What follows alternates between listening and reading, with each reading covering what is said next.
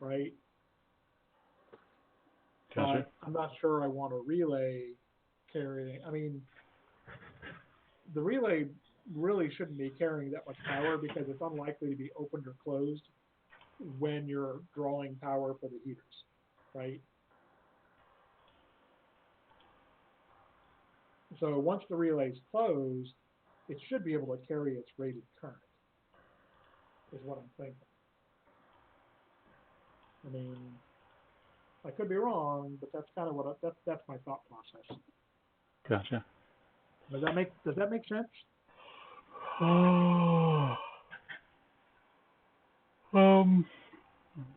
Honestly, I had a hard time absorbing that. Okay. I'm tired, right? Or my head's still kind of meh from earlier today. So one more time, sorry. Yeah. No worries. So the idea is that there is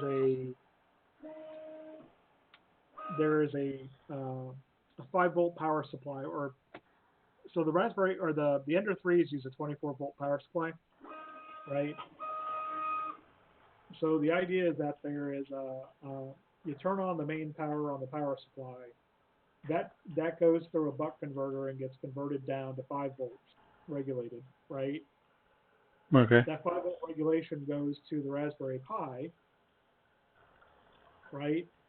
The Raspberry Pi comes online, and then there's a GPIO pin on the Pi that is used to turn on the main, through a relay, turn on the main power for um,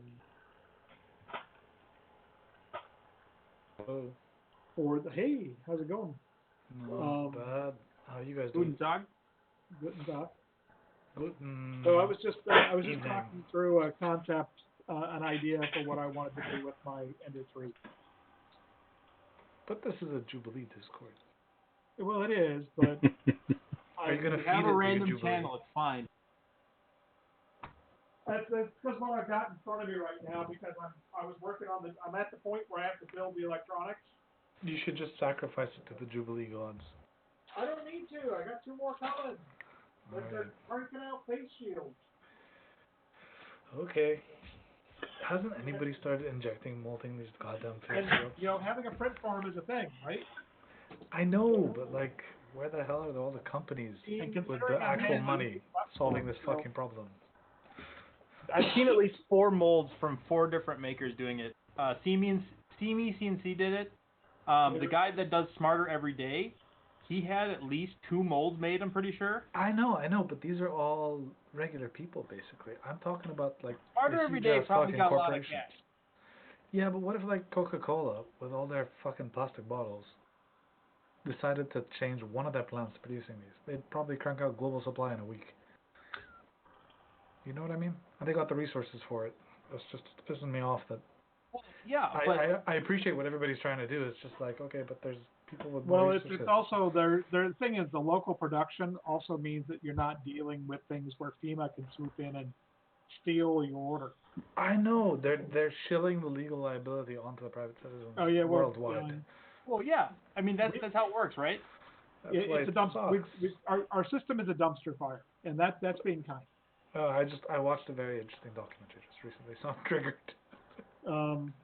When you've got the head of a medical department doing clandestine deals and meeting in industrial warehouses with trucks labeled as food delivery full of PPE, and then 2 FBI agents show up.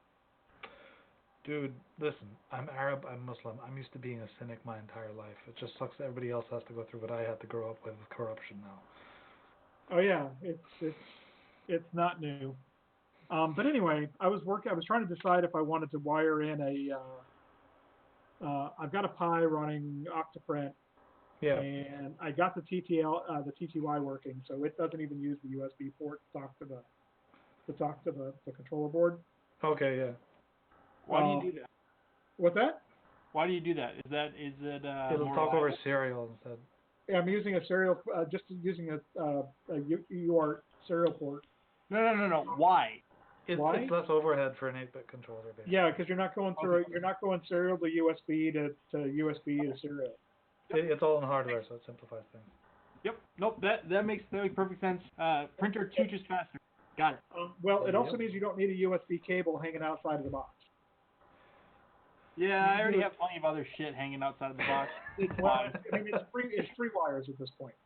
Yep. So my decision, the concept that I'm trying to decide, and I've never done it with this particular machine before, is drop in. Well, I'm already going to put in a power converter to take the 24 volts off of the power supply down to 5 and drive the Pi off of that. And I'll throw in some capacitors on it. So, you know, it's already, the converter's already got capacitors, and I've put it on a scope, and it's pretty clean coming out. Yeah, the Pi is surprisingly resilient to voltage. I mean, it's surprisingly clean, and it's pretty steady. If I have to set it at like 5.1, I have to set it at 5.15 volts or something, because you get a little bit of droop on boot. But once the Pi is up and running, then there's no issues. Yeah, I'll keep chooching. So the idea is that turn on the mains power on the power supply, right? Power supply comes live, 24 volts, goes to a converter, drops to 5, Pi boots. Once the Pi is up online, then I go to Octopi, and then there's a relay or a MOSFET or something. I don't know about MOSFET, but there's basically a mains relay to start bringing up the rest of the power for the system. Yeah, right? I use that with just an Arduino relay board, you know, the $2 one Okay. on Amazon. It works. So, It works because fine you're on the not, Pi. and you're not cycling that relay under load. I mean, the load is the boot power. They're not driving anything under load. Well, you have to rate it for running current, and so what I did is I just cycled my AC lines to my printer, so it's not the 24 volt supply. Like I have, it's an Anycubic Mega that I'm talking about. Okay. So that one has a 12 volt supply inside it. What I do is I use the Pi to trigger a relay on the mains line going into the printer. Okay. So that way you're dealing with less current. Yeah. I mean, how much current is a 24 volt system pulling? Well, I mean, how big is the power supply? I mean, well, how many?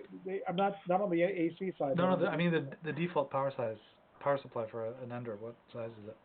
Oh, I don't remember. That's for what.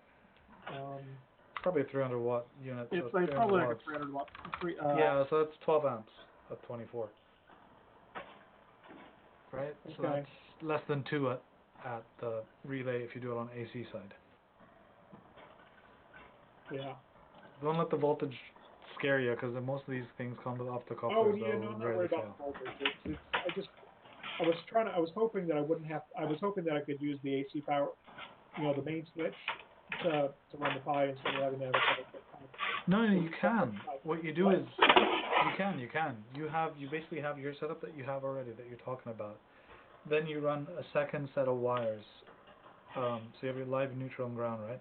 So your neutral and ground go straight through the wire, and then you splice the live into your relay that's off your power connector for whatever you're using. Okay, yeah, but you still have to have an AC/DC power supply for the Pi. Yes. Oh, okay. No, okay. Dog. Okay, I wasn't paying attention. Yeah, so I have the Pi running off an adapter. You have the Pi running. I was gonna have the Pi running off the main power supply. Yeah. So it runs on one plug. So you're gonna So all right. So you got to switch to DC line. Yeah. Not the end of the world. I just don't know what these things. Actually, I just ordered one today. Hold on a minute. I'm pretty sure it's like 350. I'm gonna try and find it on my. Yeah, I think it's 350. What, the voltage? No, the power supply. LRS, No, but I'm looking at the standard relay sizes, because these are like all from one factory in China. I'm looking at it right now. It's 10 amps at 30 volts DC, so it's 300 watts. Yeah, it's an LRS 350. It's an LRS 350/12. Yeah, so you wouldn't want to use the. You'd have to get a higher power relay. Yeah. Something can handle 50% more than the current you're looking at to factor out the Chinese factor that might heat up. Well, I usually replace them with mean wells anyway. Well, but the relay relays. I'm talking about the relay. Yeah, I was looking at getting a higher current relay. Yeah, because the development boards are all pretty much using the same relays. Oh yeah, no, I don't use the development board relays. They suck.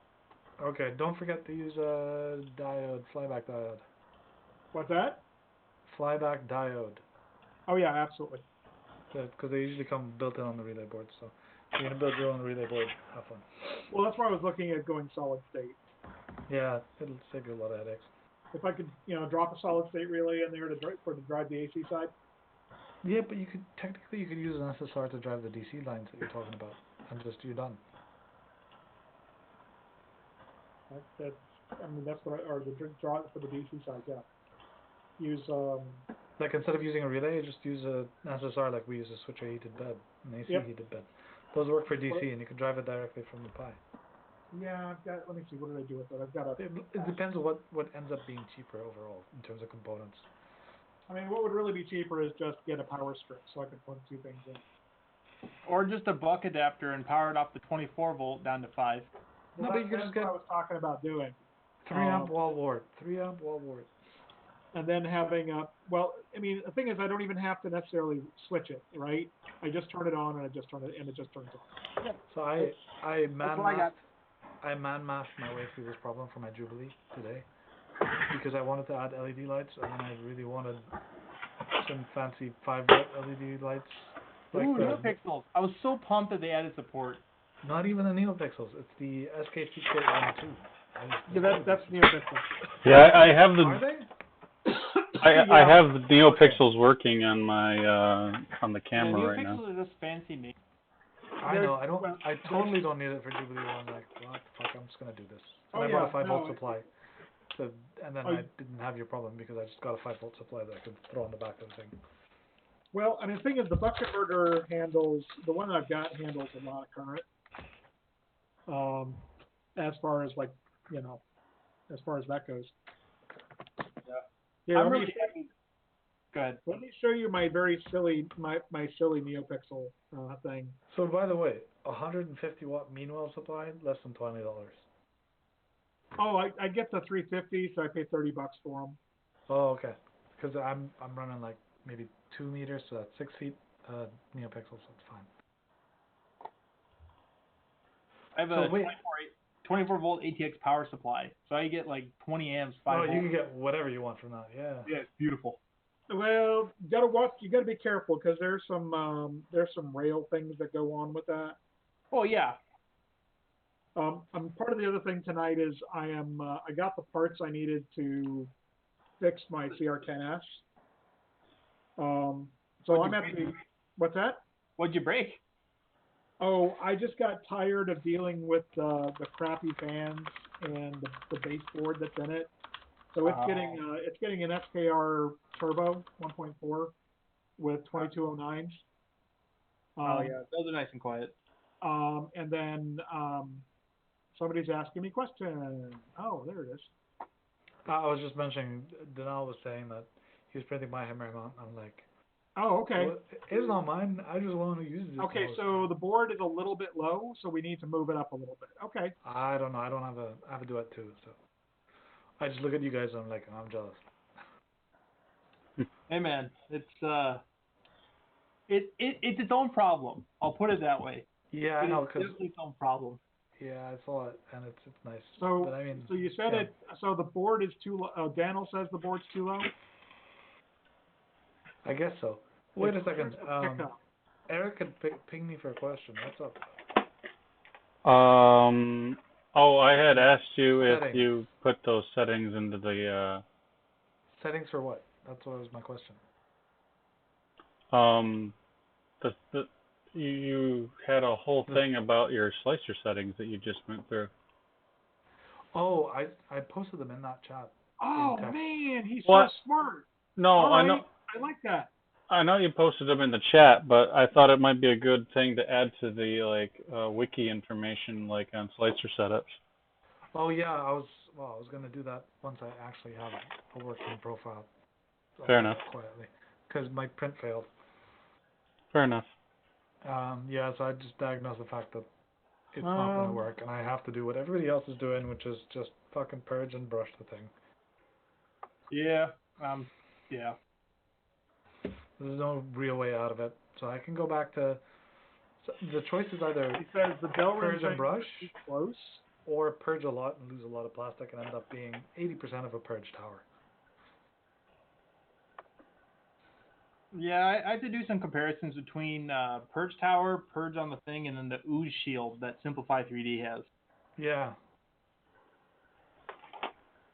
I mean, Cruiser Slicer kind of has an Ooze Shield, but not really.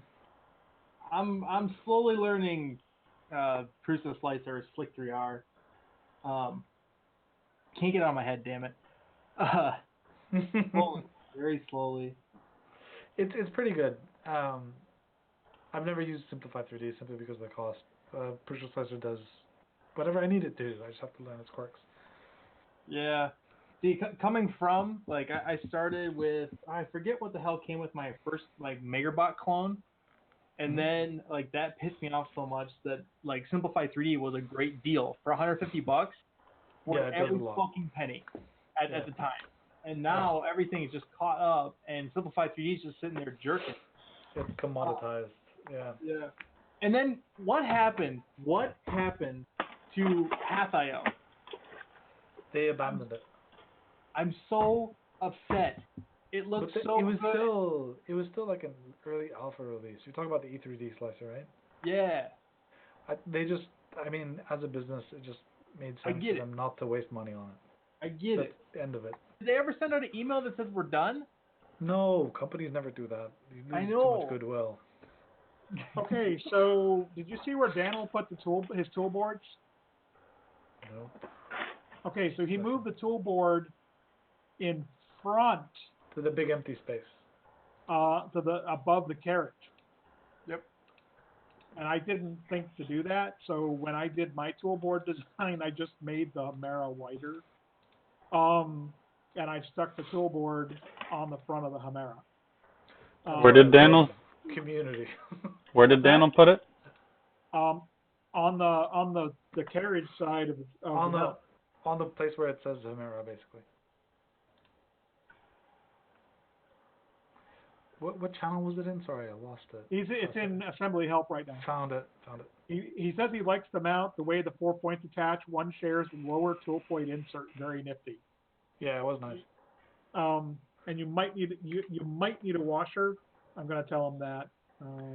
I'm using spacers on that thing. 2mm spacers work beautifully. Yeah. Because it gives me just enough space to wedge the cables behind it. You said a 2mm spacer? Yeah, I'm using a 2mm spacer. It does make it really annoying on the tool post. It might piss them off because then it no longer fits on the tool post when you put the hot end fan. Well, in Y basically you'll need a longer tool post. Nah, let him figure it out. I was going to let him know is because you don't need the spacer, but you lose space on the parking post. So let him get it up and running, and then he'll figure it out from there if he needs to. Because so it's totally optional. Did you see the NeoPixel array that I posted? Yeah, it's beautiful. You can use it. Where do you post it?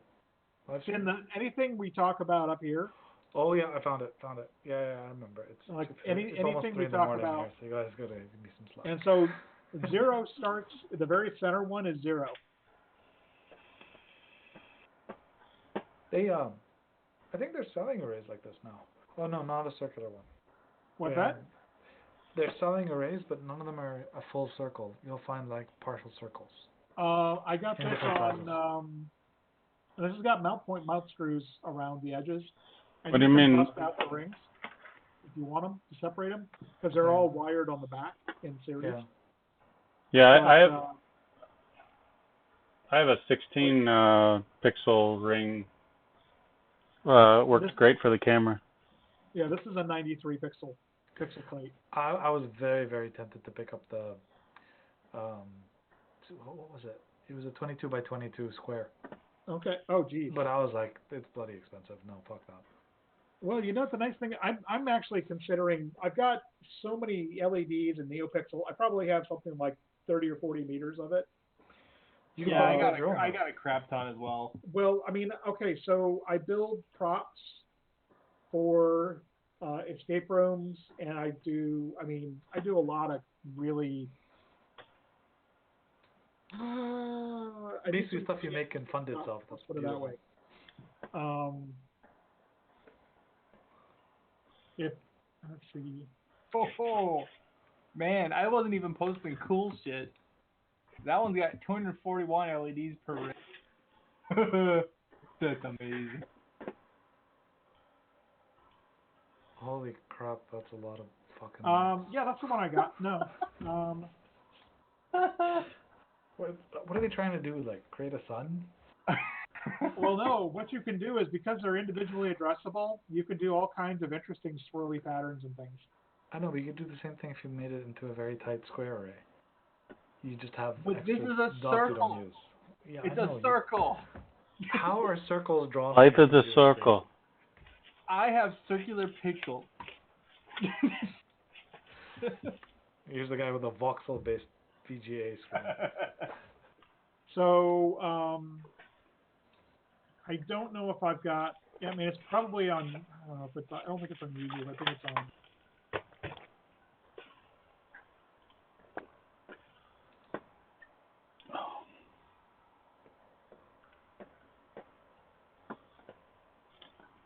You get the white version. It's only $50. There you go.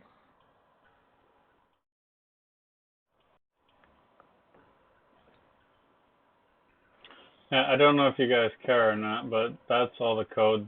Well, you can, obviously the 3 lines in the middle you can get rid of, but that's the code to use it, the NeoPixel and the Duet. Right? Yeah. Nice. And this just goes into general I/O. No, there's a dot star. Oh, so they taught their dot star how to be useful. Well, you only use 3 pins for the dot star, right? The dot star is 4 Or the pins, dot star I is think. 4 pins, but Dot you use star's 3 4 pins pins because it got a for that. clock line, I think. Yeah, for this you just need your positive and negative voltage, and then you need your data line. Yeah. Yep. All right then. Okay. I just guessed on it all, and it works. So, because it didn't really show how you're supposed to use the NeoPixels. Yeah, I think DC's still trying these out, so he wants to be sure before he releases it. Otherwise, he gets a whole bunch of negative comments saying, "Why did you release to everybody?" I really appreciate and don't appreciate at the same time the new issue reporting policy. Where? Well, on the forums, everyone used to pile into the RC candidate stuff, and now it's just like, fuck off, make your own thread. Wow, that's I guess it's just because it got complicated to track everything, probably. Yeah, exactly. But I like it because it cleans up the main thread, but I don't like it because now I have to find the thread that has the problem I have. The main thread, I mean, I have a problem with Duet forum. It's just it's not the friendliest to navigate. Have you guys had any issues with like cold extrudes on the Duet 3? What do you mean issues? So I have a thing in my tool changing script that is supposed to prevent it from trying to purge. You do cold extrusion. Yeah. Right? Oh, Except, does yours cold extrude the first time you fucking heat it up and turn the tool on? no, the first time it will work, but if it loses heat, let's say it has a temperature fault, right? And the temperature falls, it'll continue to try to print. Or if Do you have M143 enabled? M143. Probably, but Because isn't that the protection G-code? No, that's a maximum. M116 is supposed to tell it to wait to reach temperature, and then M302 is the cold extrude, unless I've got it wrong. You're talking about, is it Heater fault. You saying does it do this when you don't have a heater fault? So Or is it just after you trigger a fault, it just tries to? So like, let's say I have it sitting in the dock and I don't have any temperature set, and I want to go pick up the tool because I want to try to figure something out, right? Yep. It will still try to purge even though the temperature is at room temperature. Oh yeah, no, mine does that shit too. It's annoying. But it doesn't. Okay, so It's not. basically the E command won't get executed. It'll pop up a warning. On Duet 2, it just pops up a warning that cold extrude is not allowed, and continue the rest of the sequence. Except on Duet 3, it just does it anyway because it doesn't care. It just ignores it. It just sits there, click, click, click, click, click, click, click, click, click, does the rest of its wipe routine, and then it moves the tool. That is my exact experience. Yep. I think I have that. I don't really care because it's, at least in my setup, it's just causing the stepper to skip. So I don't really care. As long as it doesn't nibble the filament. With the Hemera, it should be okay. I don't think it'll be damaging anything. Yeah, exactly. That's why I'm not terribly worried. Yeah, it's just annoying. If it was nibbling the filament and then it wouldn't extrude after, then I'd be a little more upset, but... Yeah, I suppose that's true, but like I've also had it like, so I was having heater faults when it goes back into the dock because the fans don't turn off. Thermal mass changes. Yeah. And you have silicone socks on the heater block? I do, and it's fine when it's printing, but if I turn the fan on full and go dock it, apparently the dock somehow redirects the air up into the heater block or something. And it cools down too fast. Yeah, and then I get a heater fault while it's sitting in the dock. Yeah, I've had that. And then it will just continue to try to print. It just doesn't care. It drives me crazy. It's your part cooling fan, right? Yeah, the part cooling fan will cool the heater block until there's a heater fault. Yeah, why don't you just switch off the fan and the macro? Because if you switch off the fan, nothing turns it back on. Unless you hard code it to turn the fan back on. Can you put it in... Hold on. I still don't understand the need to have a part cooling fan on while the tool is docked. Because there's nothing to turn it back on. If I turn it off and T-free, then what turns it back on? When it picks it up... Either an M106R2. M106R2. M106 is for current tool fan, and you just specify a value. So S, and then a power value from 0 to 1. So you can add the fan number though. You can add the fan number, but it won't necessarily switch it on if the tool isn't selected. I don't remember how that works. M102 is turn extruder on reverse. No, 106. M106. I use it all the time. So you can do what with this now? You can specify a fan, so M106 like F12345 6. Sure. And then space, and then S, and then the power. So let's say 1, so 100% power. Should switch one of the fans on, whatever you have selected. No, I understand that. That turns the fan on. But how, like, let's say you don't want the fan on every print. Let's say you're doing nylon, right? You don't want to turn your fan on in a nylon print, but now you're going to have to go edit your G-code. Okay, I got an easier way for you. If you know the the pin number of the fan you're using, you can use the parameter X, which is how much power it gives it through PWM, and you can just set that to 0. So whatever you feed it as G-code, it'll just not give it any PWM signal. Right, that's how you do it, but how do you turn it back on automatically without just hard coding turn it on to 100% every time? Do you understand what I'm saying? I think we need to figure out the splicing with the R in there. Basically, we have to convince our splicers or maybe program it ourselves to quit using M106 with tool changers and instead use M106 and then have to type in what fan number corresponds per tool. Okay, I'm a bit lost here. Eric, could you explain your use case so I can maybe try and help understand the problem a bit better? Okay, so right now... I'm understanding the need to have a fan while you park on this. Because I'm using regular part cooling fans. I'm not using bird air or like a compressor. Because that's just the way it works. There's nothing that tells the fan to turn back on. Let's say you go to dock the tool, and the T-free command, you say, okay, turn the fan off, right? And then it docks, the fan's off, it goes and picks it back up again. What turns it back on? Usually your G-code. So I remember from where though? On Duet 2, when you park a tool, it automatically switches off the fans. Well, it doesn't on Duet 3. Does anybody know Steve's last name? I think there... I don't. Yeah. So why does it turn off the fan at 2? Is it the macro? No, it's just one of No, the tools. I think what the Because problem. fan is defined as part of the tool, so when you undock the tool, it switches off all the fans. So I think what the problem is that they have not figured out all the getting like everything up to date on remote boards, because everything's running off the 3HC right now.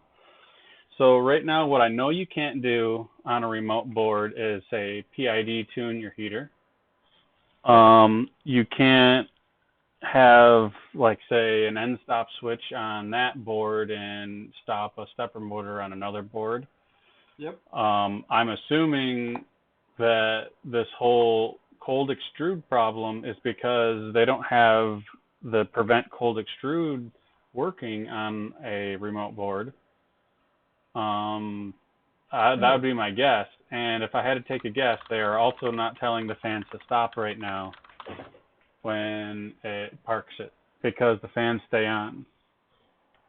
Well, so my fans turn off when I park mine, but that's because I have them turned off in the parking for the park G-code. The T3. Yeah, or the T3. Yep. Yeah. So how do you resume the fan to turn on when you go pick it up? So right now I'm just using literally just turn it back on M106S1. So which is not intended, right?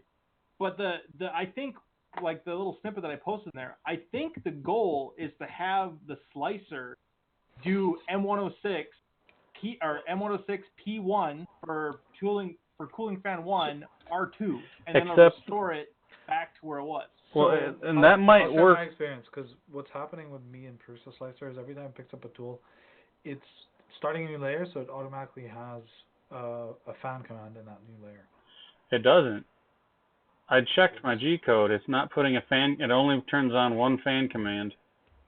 That's interesting. Okay, hold on. Unless you have something set in your Prusa Slicer to generate your fan commands differently. Okay, so my printer's off, but I have the code here for the one I tried to print earlier. Let's see, M106. Because this was driving me crazy the other day. So if you have a way to have Prusa Slicer generate the command without having to write manual G-code. Yes. Okay, so I have a file with 500 tool changes and 422 M106s. Did you put Slicer filament settings, under cooling, there's an option keep fan always on. Yeah. Is that enabled? Yes. And enable auto cooling? Yep. So that's what I have, and it's issued like 200, whatever, how many, 422 fan commands within the G-code. So there must be something else, because mine doesn't do that. Hold on, let's look what else you have. Is your fan speed the same for min and max?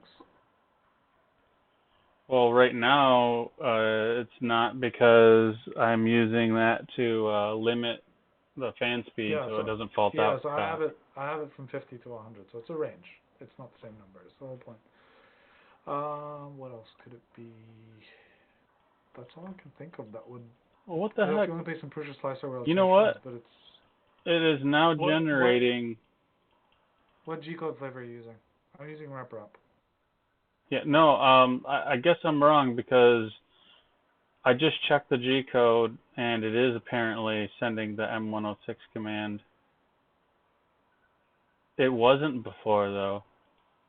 So maybe you just change your filament settings, because it's that keep fan always on that leads it to always issue the M106 commands. Well, see, I had that. I don't know what I changed. Maybe it was because I put a different temperatures in there and it changed it. But when I had it should just solve. It's like it sounded like a slicer problem, so it's probably just a misconfiguration. Yeah, it's again, just seeing what happens.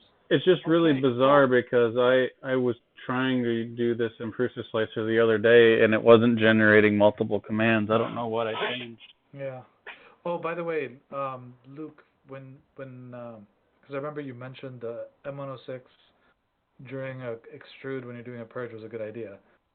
You always have to end your T-post with an M106 R2 or whatever.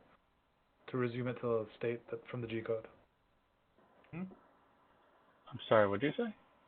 When I do a purge, I turn on my part cooling fan specifically at the beginning of T-post, so it Freeze cools.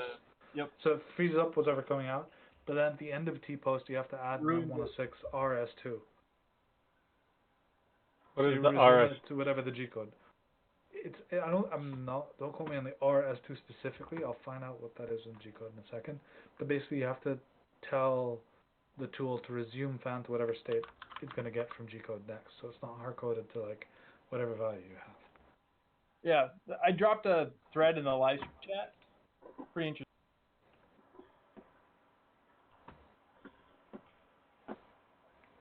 I've then made a small C++ post-processing script which takes the generate G-code and replaces M104 commands with G10 commands. Thank you. Where is that fucking code? I hate having to manually redo that shit every time. Oh, but doesn't Duet 3 still take the M104s though? Well, not when you have like 20 tools. Oh, okay. Like a Duet 4 2. tool print. Duet 2 is nice and stupid. RF2, I mean. Oh, okay, yeah. RF2 just takes it and just like, yeah, okay, sure. So what Yeah, command? But I want to use the standby temps because I don't want them to sit there and bake in infinite. Yeah, I just manually enter them every time I start a print. So you just use an I'm a lazy son of a bitch, okay? My hard work is driven by my laziness. That's what most smart people do, don't worry. So do you use an M107 command or do you use an M106 with 0 For the speed? resuming. What's that? Oh, I meant in the T-free. In the T-free, I just do an M10, either one works. M107 or M106 has 0. I need to really harass Steve because I'm trying to get 2 Ender 3 Pros shipped to him, and he's not responding. You can just direct them here. Too late. I mean, he hasn't paid for them. You can ship them to me in Scotland if you want to donate. So they're like $87 a piece, is what I'm paying for. Ender 3 Pros for $87? Yeah. What the fuck? Yeah, I'll take that. I mean, I'll keep my eye out. I've got a request out for, this is how I bought 2 Ender 3 5s for $300. Wait, what? I need then, more brute force for my fucking print farm here. I will gladly take that shit.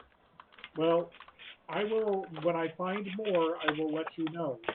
I have a pre-order for 3 for a first lab. Wow, they're selling for like $200 over here. What's that? In the UK, they sell for about $200. Brandon. Well, these are Amazon returns. Okay. I don't give a shit. There's a possibility that there may be missing parts or damage. Hey, it's an Ender 3. It's easy to figure But out. it's an Ender 3, so It's like bulletproof.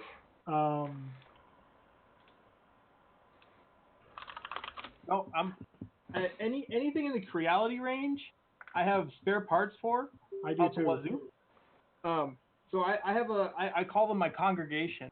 I'm an engineer at John Deere, and I have 26 converts now to 3D printing of my coworkers. They all have CR10s or Ender 3s, so I just keep spares for them. So I mean, I work for Dell. Okay. But I don't do anything. I'm an account manager on the support side for enterprise. So, oh, cool. Those are nice, easy jobs. Except I am the proactive account and customer advocate. I was being sarcastic. Yeah, so if something goes wrong, I'm up until it's fixed. Yep. And no, I can't touch it and I can't fix anything. I gotcha. I was in IT for 15 years. I totally get what your job is. It's really annoying because you don't get any glory. All you get is people bitching at you all day long. If I do my job right, nobody knows. Yeah. No. If you do your job right, they ask you, why do I pay you?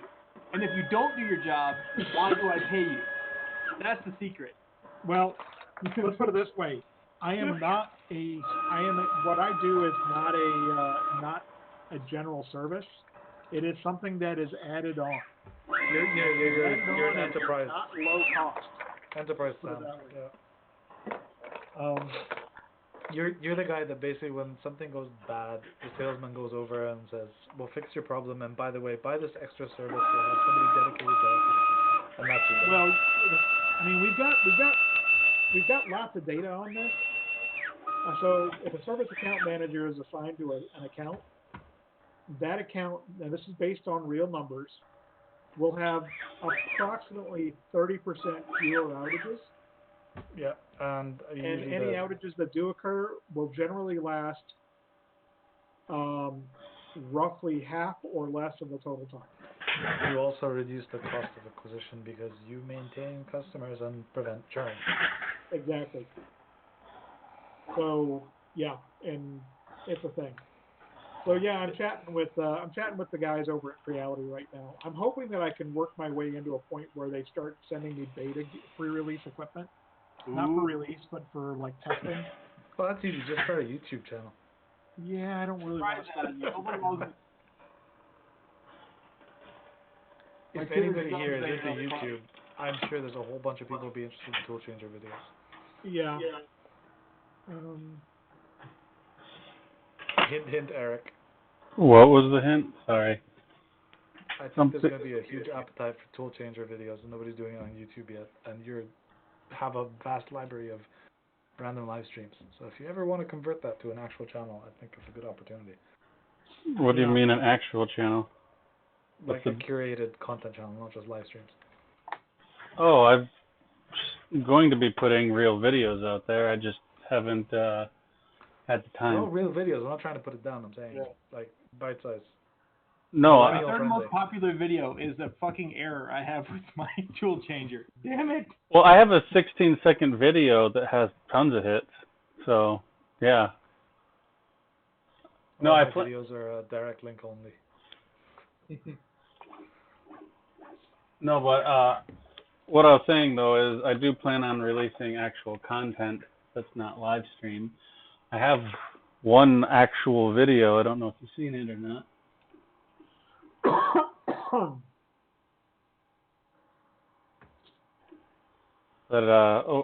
That covered TAM-V. Of course, Dan will put out his video just before I did, even though I recorded it a couple days. But I bothered to put in some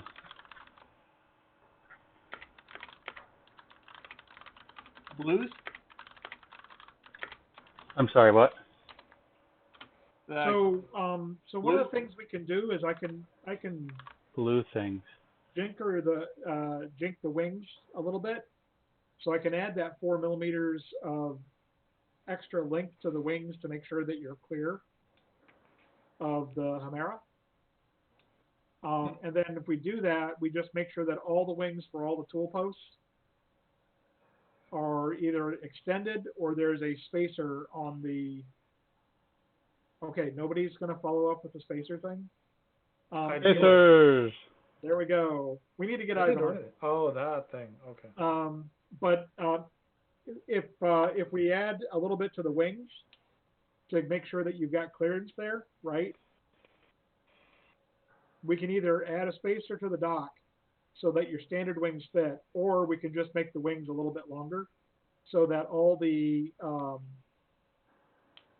carriage pickup points are in the same plane, or the same Y coordinate. I cannot wait for variables so I can have all of my tool pickup positions in a single location, and then just have all my T-freeze, T-post, T-pre all just update from there. I will be so happy. You mean What like do you want to do? Well, so like the macros for picking up all the tools, it'll be nice to be able to have those single point, so I don't have to edit a T-free and a... Oh, I get you. Yeah. You have like one file where they all read the variables from for each tool. Well, I mean, the other thing we were talking about is essentially either a Python script or a spreadsheet or something like that, where you punch in all of the parameters for your machine, right? The general measurements, right? And it generates all those .g files for your settings. I guess you go through and you've got drop downs for all the parameters. But where's the fun? Because you're gonna do it without all the blood. Hey Brian, did you? What? Look at the picture. That was what I was talking about. We're less than a millimeter above the Z screws with the nozzle right now. If Don't put a volcano block on that tool. well, yeah, I know, okay, but if you put a, let's put it this way: if you put, wow, that is really tight. That's tight. yeah, that's I what I like was. it. But I didn't realize that it was going to be that tight on that edge. That's what she said. Yeah, no kidding. Wow. How is that even possible? Which is How do you? front I lead mean, screws? what? Because I have a different bed setup, so what do you- I don't know where the lead screws are. Where is that in? How do you even clear that? Or is it? Are you using? You're pushing it over to the tool post on that side, right? Oh, okay, Yeah. yes. This is your leftmost tool. Okay, so is the lead? I can't see the top of the lead screw. It's The inside lead that block. screw is almost flush with the top of the plastic. Okay, if that's the case, then I might have problems with mine because my lead screw is actually just a smidge above that. And Yeah. I already dropped my motor by 7 millimeters. So you can kind of fix this, but you'll have to write custom like T-post and T-free. No, because I think that's is that docked? It's outside the build volume. Yeah, it is outside the build volume. Is that That's docked a- right there? Well, no. So if you want to put 4 Chimeras across the back, I think you might Yeah. need every millimeter you can get. Yep. And I think we might be traveling over that piece right there. If we're gonna do it, unless we do get rid of the 50-15 fan and have a centralized cooling system, which is something I want to do, then there won't really be need to go over top of the Z screw. But right now, with each having an individual fan, that's where it's at basically. I need to figure out the too. Yeah, I'm pitching to be a beta tester for some of the new gear coming out. It's like Hey, E3D has I'll tear it down, put it back together again, and sign up I won't for do a YouTube E3D's review beta on it. program that came out today. Oh, I What's signed that? the shit up for that. Yeah, man.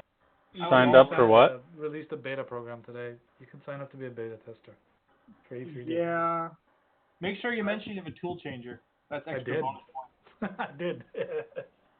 It's like, what kind of machines do you build? Yes. I mean, I've got 6 Chimeras already, so there you go. Hey, me too. I'm so glad I bought 6. I'm like, man, should I only buy 4? No. We're going with 6, maybe 8. And then everything went to shit. Just like, yes, I have a spare Chimera. I am so I got 2 and I'm dying to get 2 more. I have 4, but I haven't had time to hook up the other 2 yet. So I've just finished printing the last parts I need to. So I know what mods I want to do on the Ender 5 before I've got these Ender 5s, and the first things I do is I rip the control case out and redo the wiring because I just don't like their factory wiring. Because they solder, they tin the lines.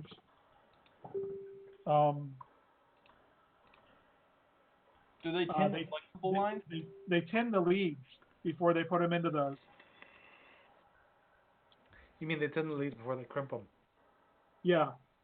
Yeah. Oh, so real? eventually come out. Terrible misfortune.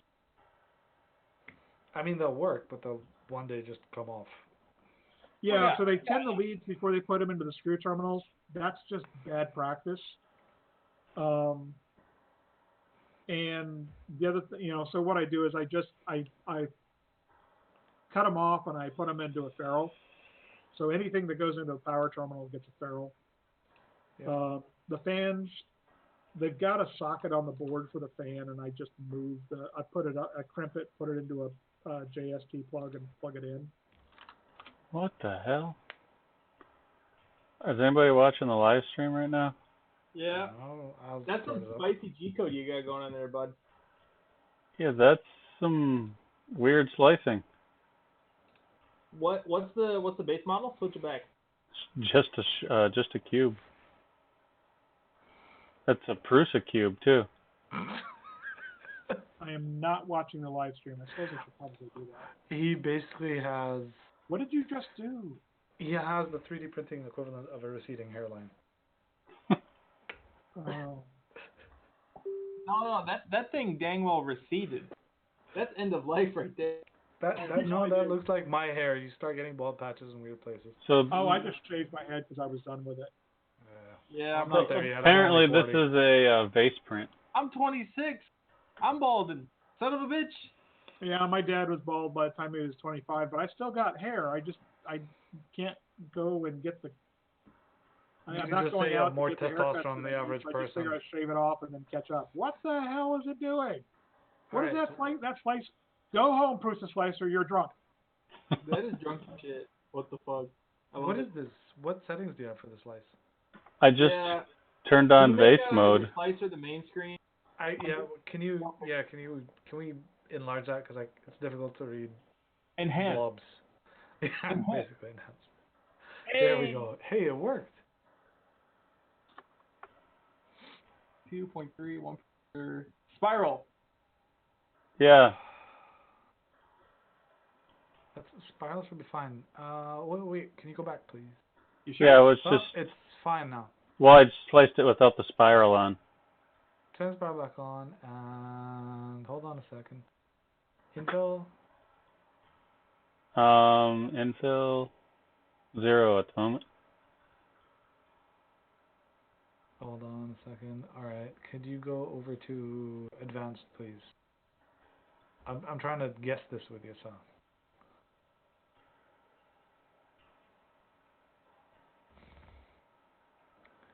No, everything looks fine there. What the hell's going on? Let me try the same thing. I'll fire up the slicer.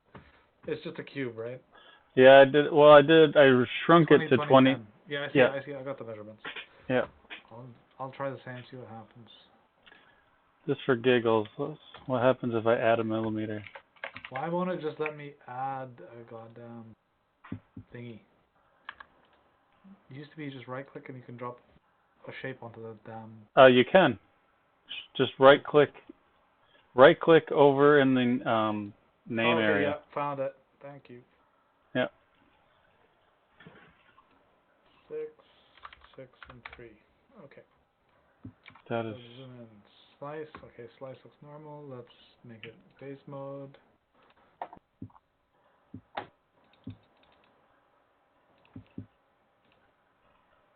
Oh, I got a regular slice.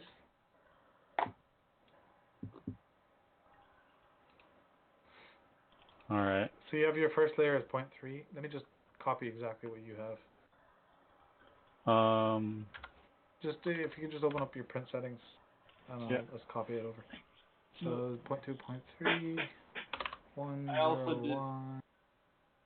Avoid crossing perimeters, detect bridging, detect thimbles. Seam. Okay, let me change the seam. The rear, external perimeters first, and then 0% infill, right? Yeah, that's it. Slice, and it comes out normal. Now let me just restart the slicer. That's weird. I've never seen that problem. Usually, British slicer's like pretty solid. Yep. Tried the base mode and a couple other things here as well, but I have the base mode. It's working. Yeah, it works fine on. You said yours did or didn't work, Luke? Mine's working perfectly. Yeah, mine's fine too. I've seen that happen, or I've seen the quirk happen once, but then it like went away when I changed something.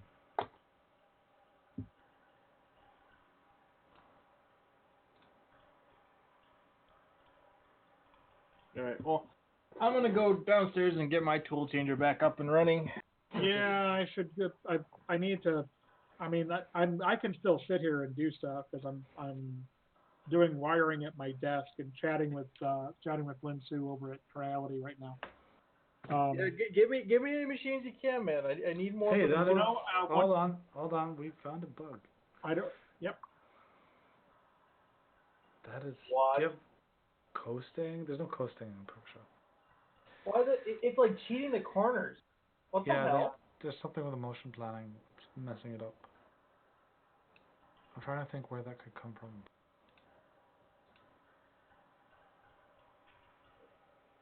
Yeah, code is just a mystery to me.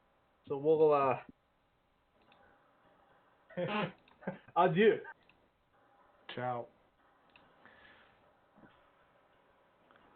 That is the weirdest bug I've ever seen.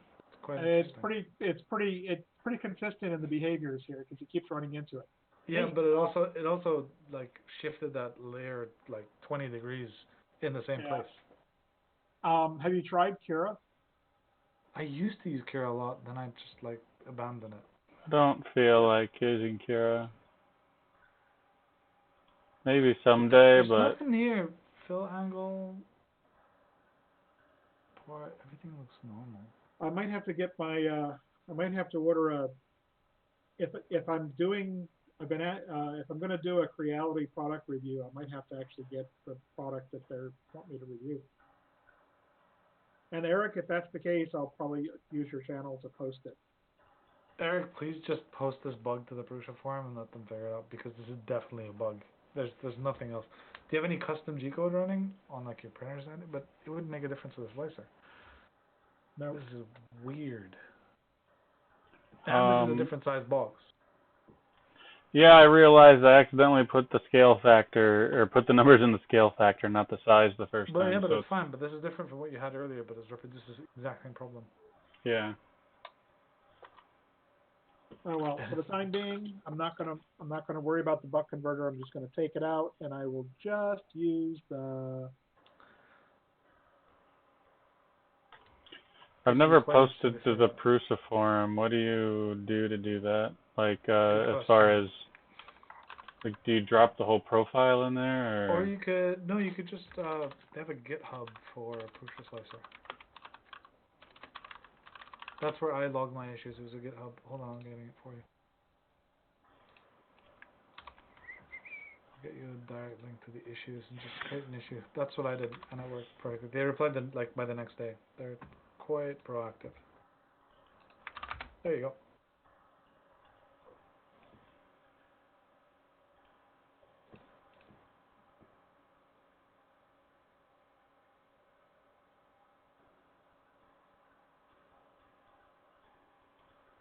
Somebody just already posted something about an error in vase mode. It's a different error though. I just looked at it, but it seems like somebody's broken something in the motion planner.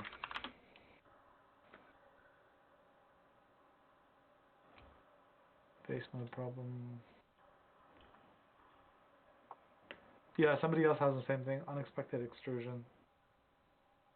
It says if they rotate the object 90 degrees, the problem disappears. Do you want to try that?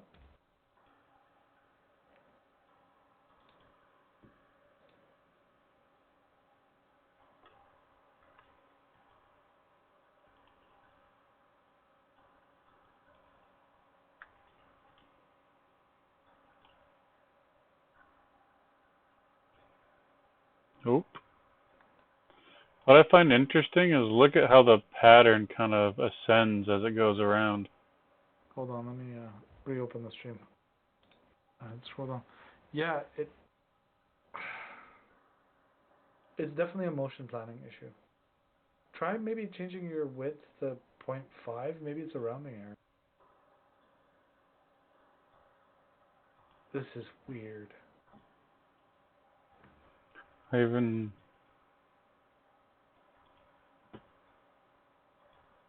If anything, this is only coming from print settings. Like, it can't be anything else. Because this is the motion path of the slicing. Just for giggles. Nope, that doesn't do anything either. No, but you rotated 45. Did you try rotating 90? I did 90 first, and then I did 45, and then I just drug it to a different section of the bed. Yeah, and the same thing keeps happening. Like, I've done single vase prints.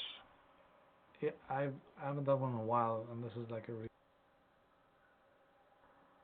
Yeah, it's...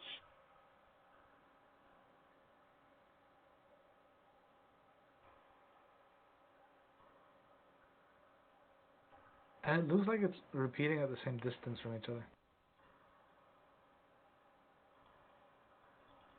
Yeah, it's definitely a pattern that goes all the way up Yeah. to. It's still got it. See those voids? Yeah.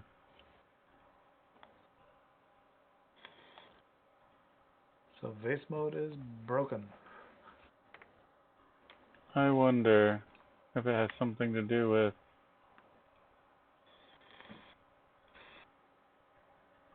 retract settings or something. There's no retraction in Spiral. I know there's not supposed to be, but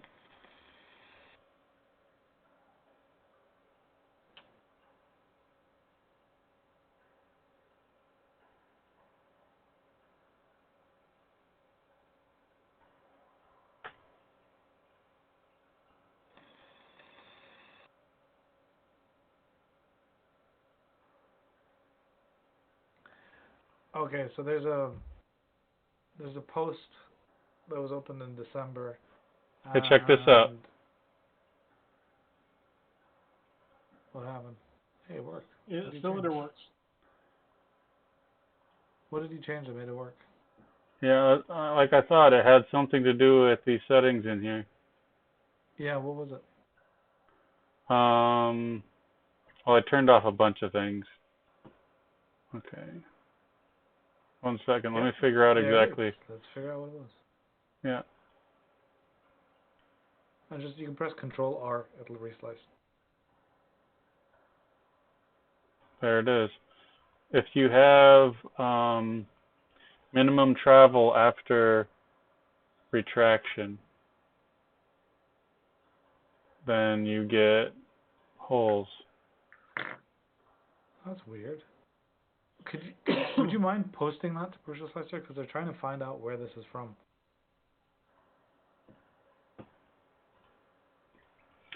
How do you post pictures to it? It's you can upload pictures into the issue. Okay. I didn't know if that would work on a GitHub. I think it does. Here, You I'll can try. add pictures to GitHub. Or you can also zip. Is there any particular post I should post this in? No, just create a new issue.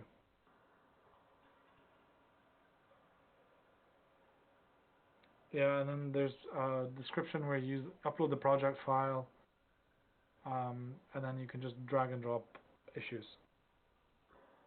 There you go. There. There's a whole lot of things to fill out here. You don't really have to do it. You can just not enter stuff that you don't use. As long as you save the project with the busted one, Okay. so they can see it. Oddball question here. So I posted a picture last night. I've got my bed plate. I don't have my heater. I went ahead and ordered the Canovo heater with the integrated thermostat. Okay. So for $3 more than the Canovo heater, $3. Canovo will build in a 150C bimetallic switch. Nice. So that's pretty good. And the thermostat and the bed heater I've got is the one I got from CNC. So it doesn't have a thermistor in it at all. Oh, really? Yeah, no, CNC. This is early on, so it doesn't have a thermistor in the heater at all.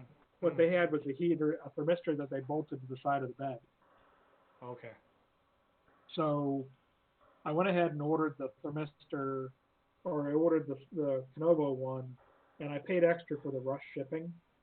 Yeah. So because I'm at the state now where, yeah, I put the balls on the bed and they fit in the kinematic mounts and everything lines up and it's rock solid.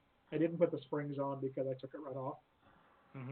I've got the belts on. The belts are tight. I've got all the other mechanical stuff in place. So I guess I'm at the electronics part. So what's your dilemma? I just need to go do it. I've already got my I've already got my Pi set up. I've got the Duet set up when I was talking, and I got PAMD installed. And I ran the update. So as far as I can tell, I think I've got the right version on the Duet. Are you running a 3 or a 2? What's that? A 3. Oh, okay. Can't help you there. I ran the updates per the guidelines where you run apt-get update upgrade, apt-get upgrade, and it's supposed to upgrade the Duet at the same time because I'm using the Duet Pi image. So now it's just mounting everything on the board at this point. Eric, do you have the link to your standoffs? Because I'm gonna steal those. Yeah, it's in my GitHub. It's on your GitHub. Okay. Yeah, do you want me to modify it for you in any way? Because I know you're not a big fan of Fusion 360. Well, it's a step file. Do you have it could you export as a step file, or is it up there as a step file? I did, but you're not going to get all the parameterization. I don't think, right? I don't know. I mean, try it. Step files have parameterization. Yeah, it may not have the parameterization. It's just geometry. There are words. Go ahead. I mean, go ahead and try it. I don't care. But if you want me to edit something, let me know and I'll tweak it for you. I might do what what's his name? Slice the top off. Top off. Yeah. And make the top a separate piece. That's an interesting idea for sure. It prints a lot faster, no bridging, and well, it doesn't print a lot faster, but it does print faster. You know, I can build that into the slicer probably. Or I mean into the brain. The model. Yeah. Yeah, into the model. What are you guys talking about printing? Hold on, I'll send you a link in a second. Let me finish the presuppost first. That's fine. I should head to bed. It's 3:30 in the morning here. Yeah, you should go to bed. It's got awful late. I just lockdown is giving me a lot of anxiety and I can't sleep. It's okay. I have my cup of Earl Grey tea. Oh, here, I'll post the link for you real quick then. Okay. I've gotten terribly spoiled because I found a tea that I liked. Oh, what is it? It's the doggone it. Now I just have words. It's the Earl Grey Bella Luna. Okay. From Adagio Teas. All right. I haven't seen that brand here in the UK. But so Earl Grey is Earl Grey. Good Earl Grey is really good. Well, the Earl Grey Bella Luna is only available on a full moon. Oh God. What are you once think of next? once a month you can buy it. So I buy a pound. Yeah, I'll drop a picture in 1 second. Okay. So Canovo just told me that they've shipped my product. Congratulations. I mean, literally, it just popped up on UPS. So your product is ready for shipment. We'll be picking it up in the morning. I've had some weird shipping issues recently. This is from like Germany and the UK, not even far away. You got that whole. There. That. Yes, I have mine printed for a Duet too. I haven't gotten around to actually wiring the damn thing. Okay. That is the single most useful mod anybody's ever done for the Jubilee. I think the only other mod I would have would be put a DIN rail on the back. No, there's plenty of mods. This is the most useful one. Okay. Then there's that Chimera mount you designed. That was awesome. Works perfectly fine. Yeah, I like the Chimera mount too. It was excellent. All right, gents. You have a good rest of your day / evening. Oh, you too. See ya. Bye. Good night.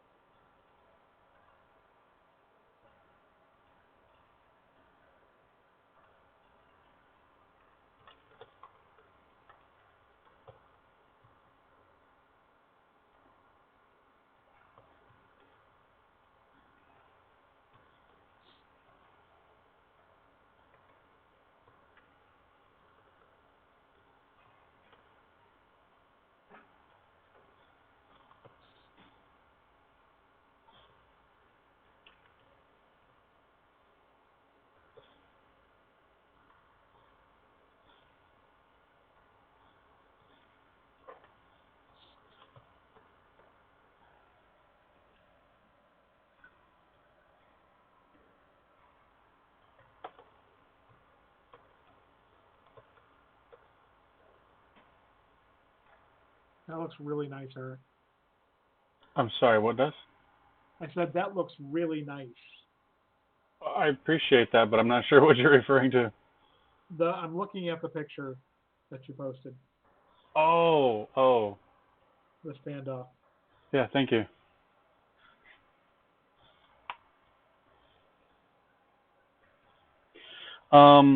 Before you print it though, I was thinking that I would actually reduce the space underneath the duet and add it to the space in the chambers, just to give a little bit more spacing in the wires. I mean, it works. So more clearance there and then less of a standoff? Yes, Or exactly. Which I can do for you in a minute if you want. I can well, I even was going to try to print them tonight, and I was going to print it in PETG, so I've got a machine set up ready to go. I think it's printed in PETG. Okay.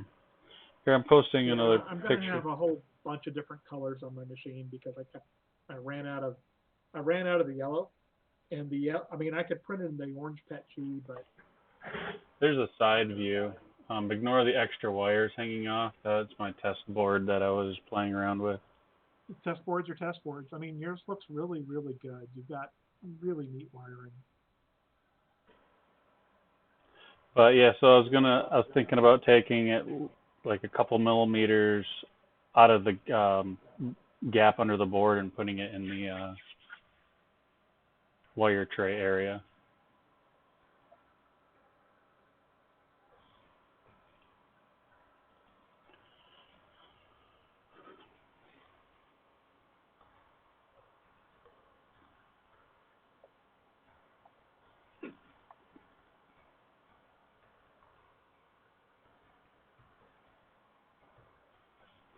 So yeah, it's I mean, yeah. Oh man. So how much space? Yeah, I think the amount of clearance you have underneath the board is probably okay. You'd have to like thicken up the entire board just a smidge. But more clearance for the wire runs might be nice too. Oh, I could increase that, I suppose, and just just make the whole thing a little taller.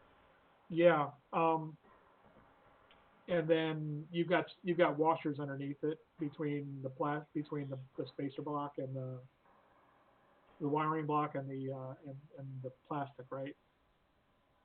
Washer? No. You mean between the plastic block and the acrylic? Yes, that's what I meant. I did not put a washer between that, no. Oh, okay. It kind of looks like you did.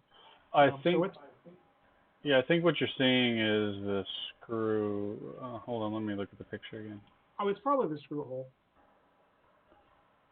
It really does look like that, but it's actually an optical illusion that's the bolt from the opposite side of the acrylic.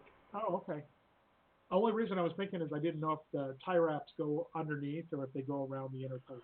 There is a hole, but it actually hits the bottom of the. Oh, here, let me just take a picture of the back. You'll see what I mean. But Okay.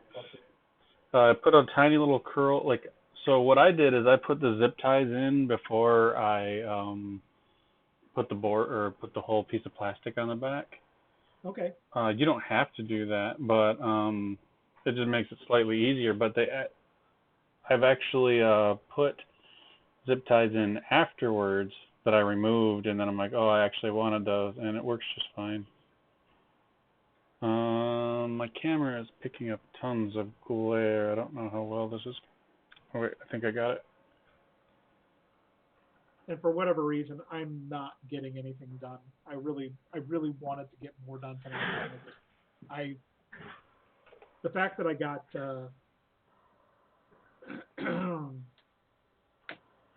I mean, I'm setting up this Pi. I got the TTY to work. I was gonna it's kind of funny because what I'm doing is I'm actually setting this board up separate. And I've got a board already in the Ender 3 out there.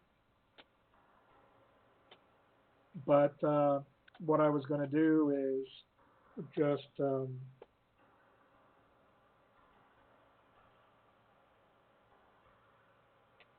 set this board all up, get it programmed, get the firmware on it. The Pi is already ready to go, right? And then just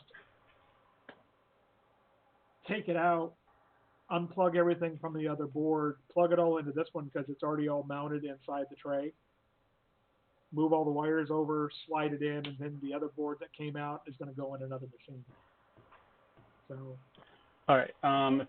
Can give me 2 seconds here. I want to get a print going, and then I will adjust the file for you. All right. Could you? I mean, it looks like a pretty straightforward model. Yeah. Yeah.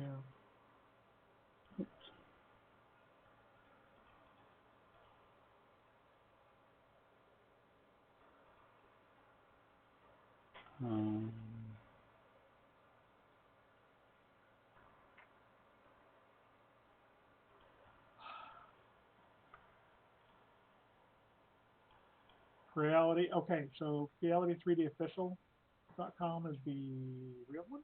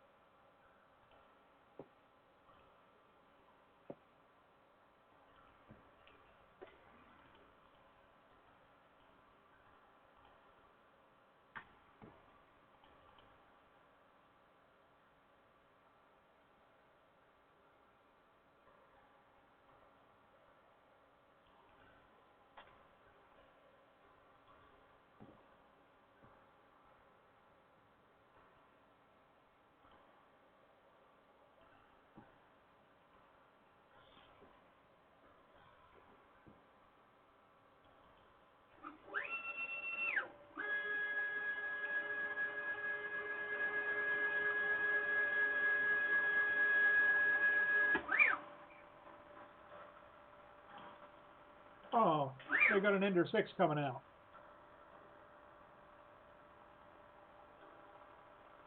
And the Ender 6 is a fully enclosed. You just want zip ties in the outer slots, right? Because I didn't really... I mean, I guess if you were going to cut the top off, you could have zip ties everywhere, but it'll take a lot longer to print that way. You know what I'm saying?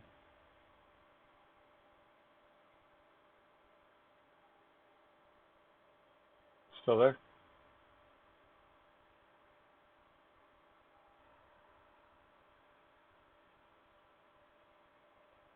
Hello? Hello. All right, there we go. Anyway, did you hear my question a second ago? Did you want just the zip ties on the outside?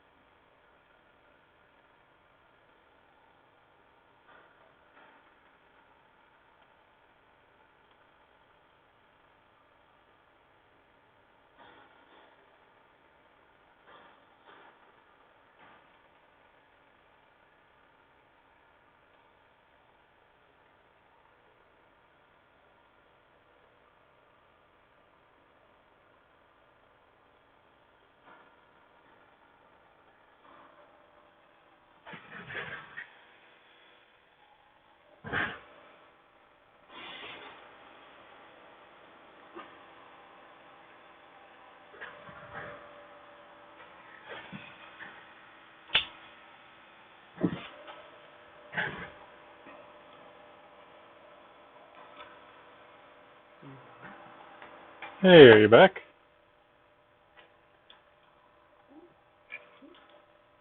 Hello? Oh, hey. Hey, you're alive.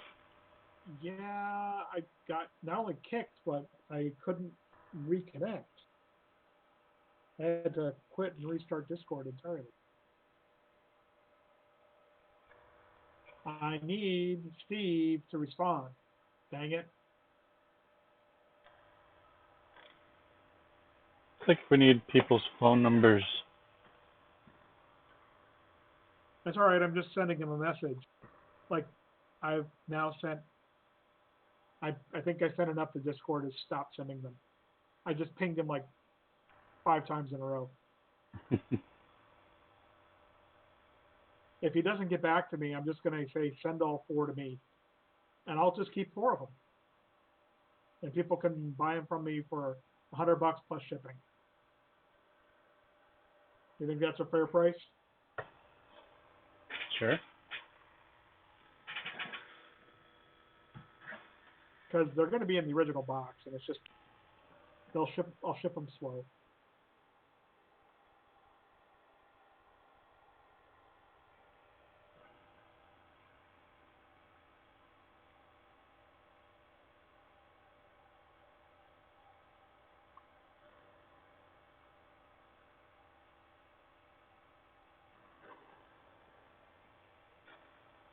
I mean, how much is it going to cost to send an Ender 3 because it's not a very big box from Norfolk to Ohio, right? And if I tape them together, it's 1 box. Enough tape to make 2 boxes into 1.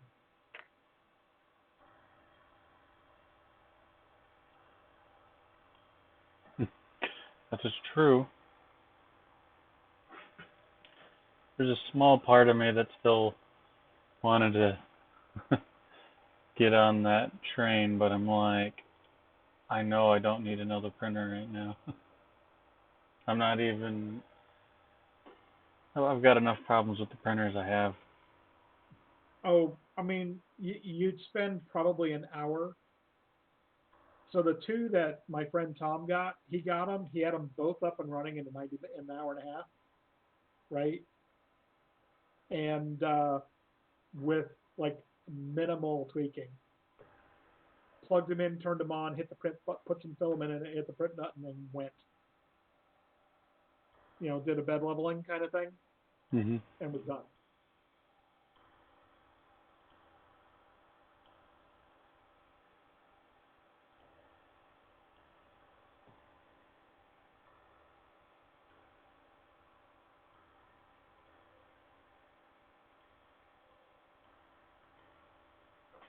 What the hell? No worries, no worries, Huh? no worries. No, my Prusa slicer's doing the weird crap again. Oh, it's irritating. I don't want to mess with Prusa slicer. I want to print.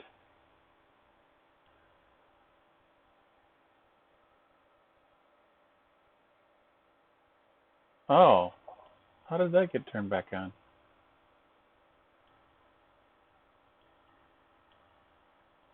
Weird.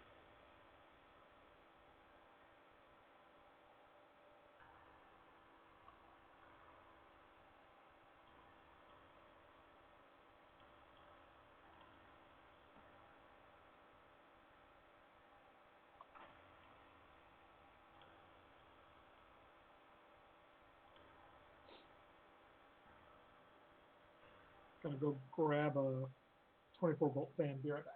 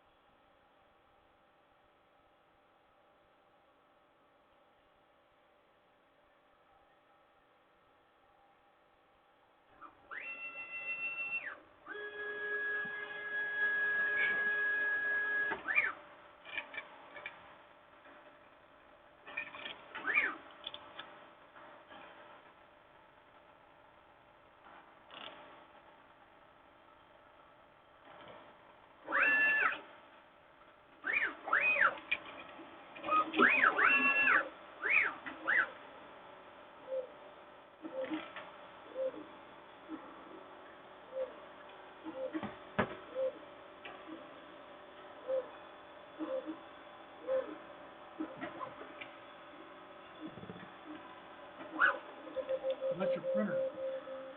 Huh? Oh, yeah. Yeah, never really bothered to dial in the calibration of the red stuff, so I figured maybe it's different enough that it might be causing some of the issues I've seen, so just spending a moment to calibrate that filament. Oh, right. So before you disappeared, I was asking, you just want zip ties in the outer holes, right? I think so. All right, because that would be my recommendation. I did make a version that had them all over the place, but I think it would. No. You only need to zip tie. Let them float free inside. You only need to zip tie them. That was my thought too, because after I made it, I'm like, I hate this, so I made another version of the file. All right, so do you see the live stream? I do. All right, right now, I apparently had 3.9 millimeter diameter holes.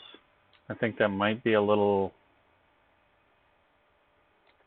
large, because I'm not sure. I think that's what I used, and it seems to work okay, but do you want me to shrink those diameters?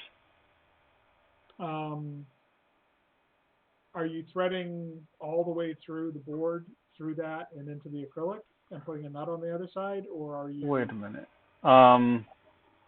Or are you driving a screw in from both sides? I did the both sides version. Would you prefer a through bolt? No. If it's going to be threaded with an M3, is it M3 or M4? M4. You put an M4 in the duet? Yeah, that's the size of the holes. Really? Pretty. I don't have the duet. Let me get the duet drawing up. Pretty sure I didn't do anything crazy like drill them bigger.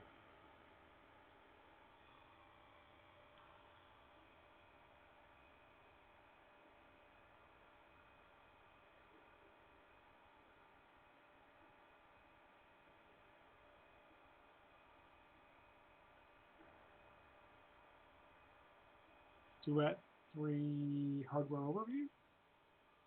Do they have the drawings in there? Go.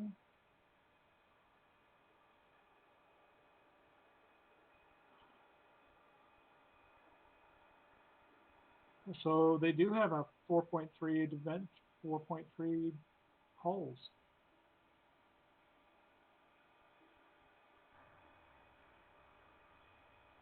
Diameter 4.3. Wow. Okay. So yeah, if you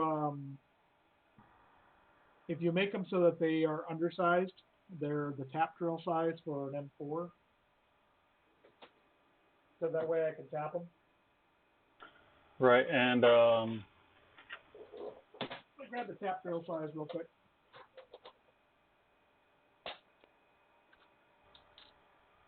So an M4 uses a 3.3 tap drill. So if you make it a 3.2,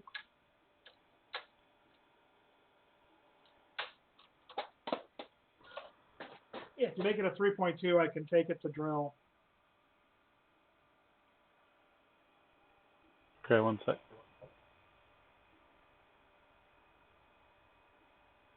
Oh, this is not going the way I was hoping. Anyway, you wanted it to be drillable, or you're actually going to tap it with a actual tap, is what you're saying? Yeah. Yep. Okay. What did I do for that?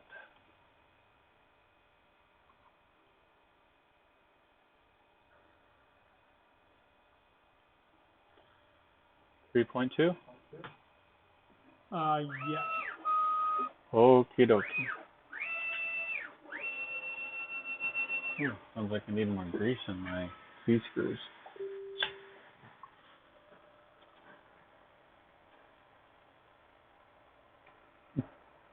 This is printing really nicely. Okay. Give me 1 second.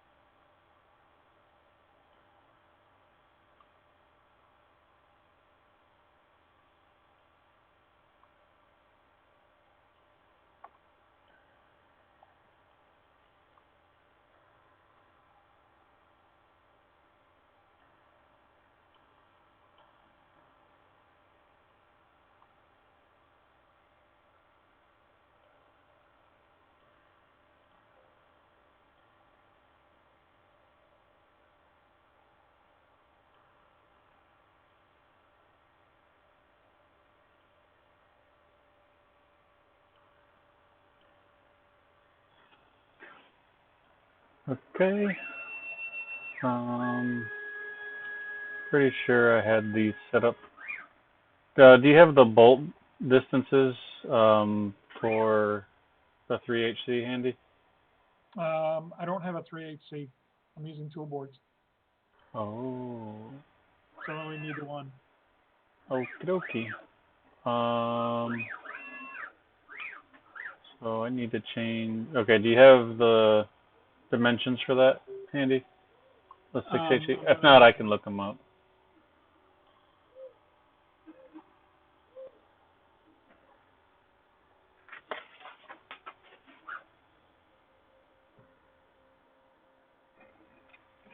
Yeah, I got my digital micrometer now.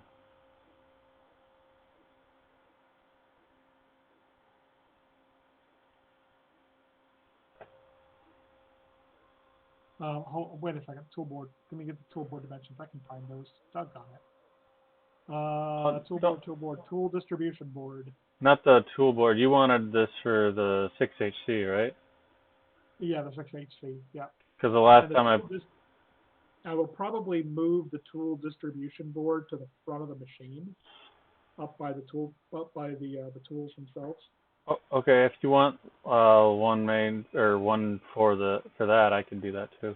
Well, I don't really need it because the the distribution board gets a CAN bus cable and a power cable, and then it runs a power cable, and yeah, there's not a lot of cable management that's associated with that. All right, here we go. This is what I need.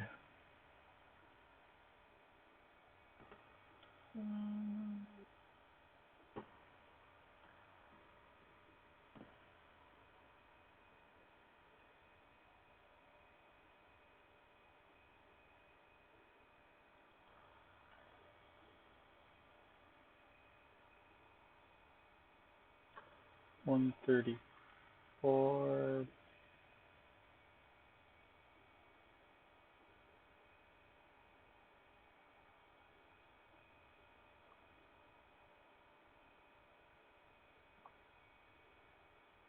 Actually, I think I need to put in the 120.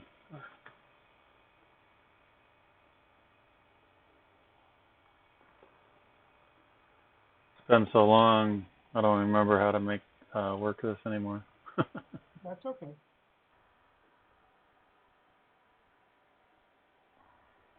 Okay, 124. Okay, that's what I needed, I believe.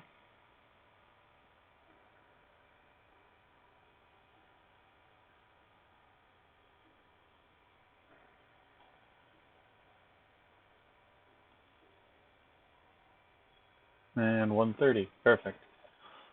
Yeah, I did the dimensions between the pegs, not the outer dimensions of the board. Oh yeah, so the outer dimensions of the board give you go pegs and then you expand the outside a little bit so that it covers the edges of the board. Yeah, it's all done through formula. I just need to punch in the parameter to the right spot. And then we will want 1, 2, 3.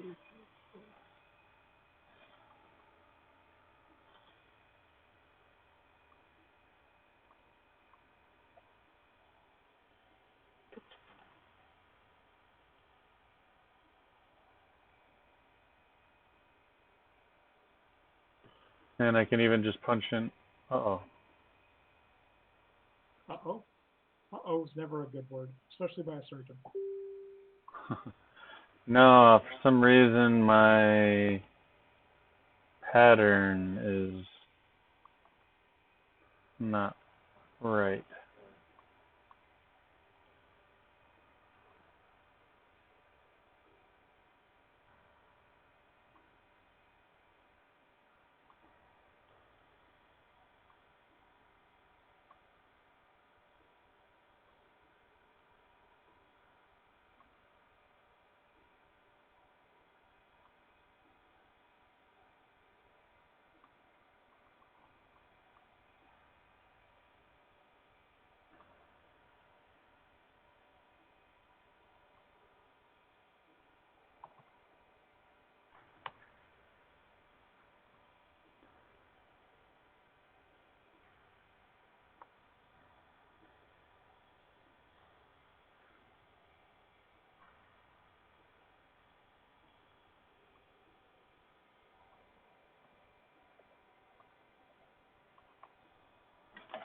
Oh, very odd. For some reason, I am not getting the correct number of zip ties patterning on one of the dimensions, and I have no idea why.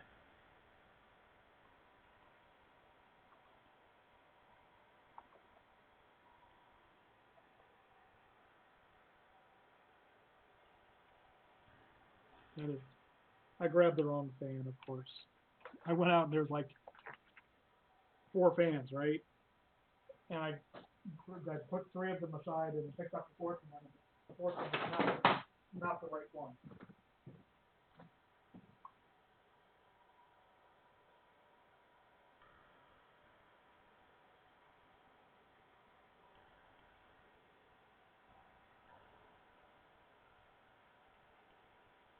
Oh, very curious. For some reason, that one feature doesn't seem to want to update unless I manually go into the feature and edit it.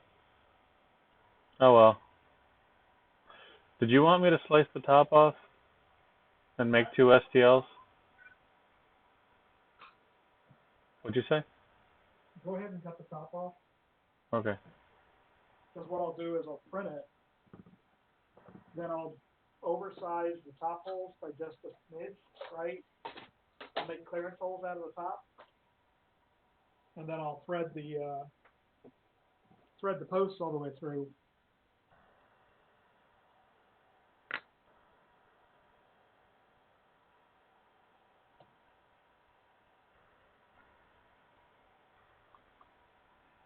Oh, how to do this? Let's see.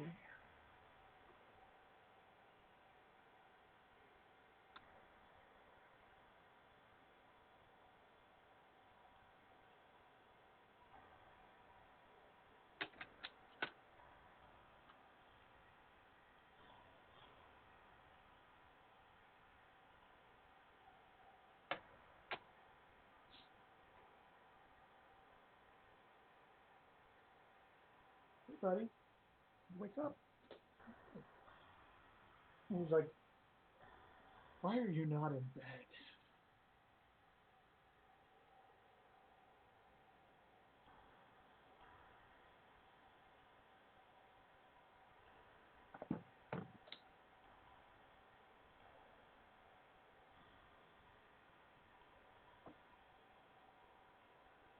So yeah, I just bought four more printers. Okay, I bought 2 more printers, and 2 of them are going to. I just talked myself out of buying one of the Creality resin printers because I really didn't need another resin. I really didn't need a printer. I want a resin printer. Well, I was going to get. Oh, crap. We were actually chatting about getting a review model, but I was going to get one of the Creality LD002Rs for review. Well, okay, not really review, but you know what I mean. I get it to use it and evaluate it.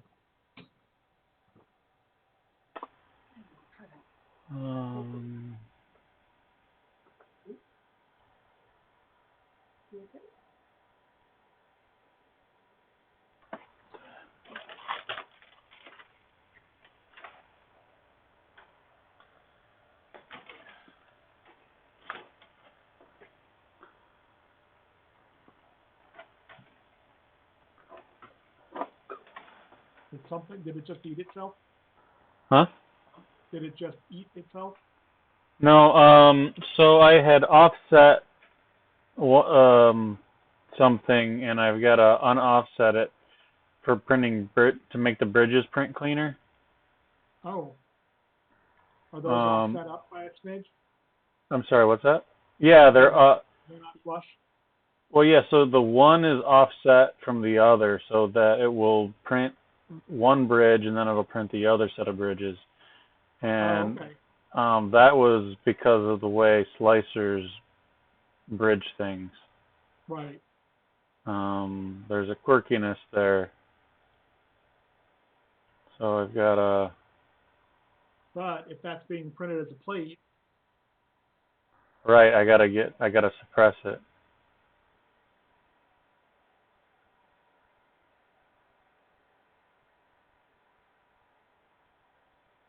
Okay.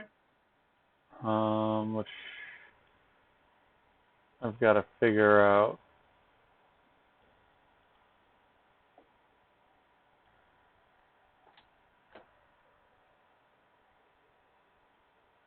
Where the heck I did that at.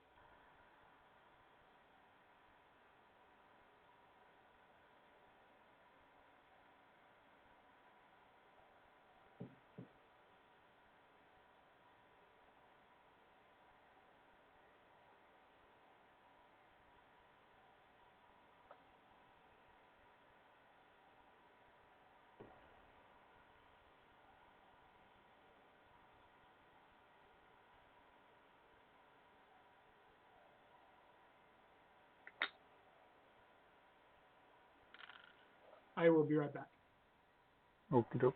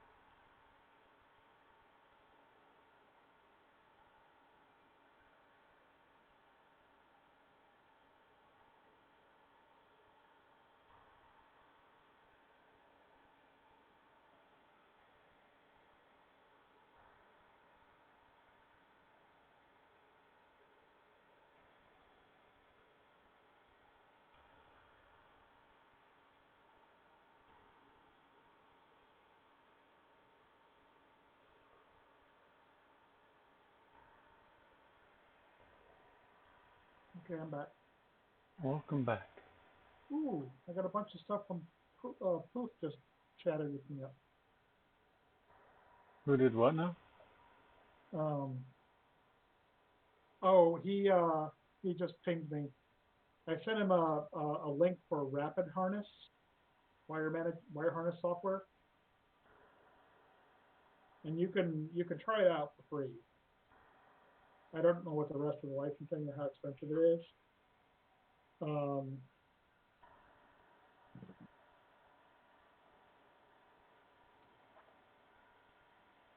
He said he liked the Q Electrotech, but it was going to be way more work getting DXFs out of SolidWorks and going that route. So apparently that was a thing.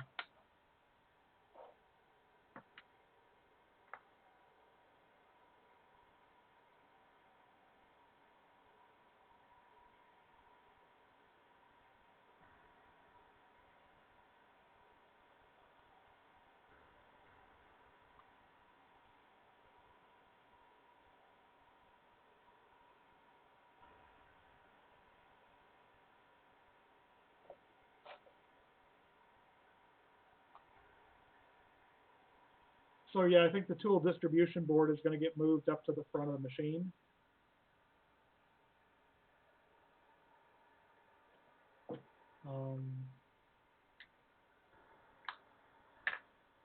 I still have to take the trash down to the curb.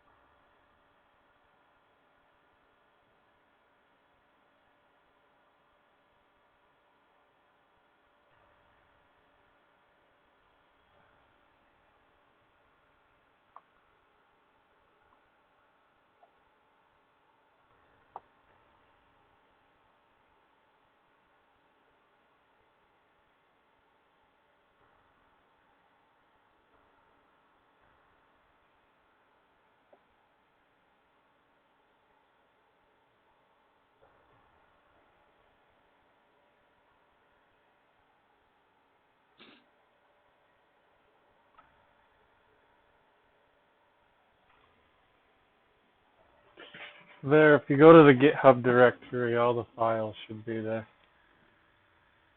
I exported just the STLs for the 6HC for you. Bottom top. Yeah. Hey, 15 seconds ago. There we go.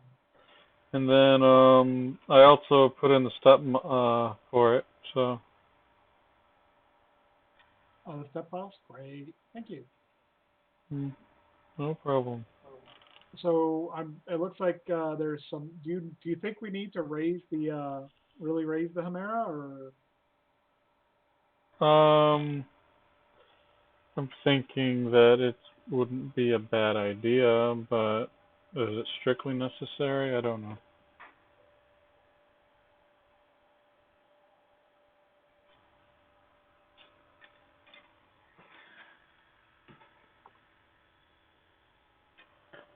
I let the bed cool down. I wasn't paying attention. Dang it.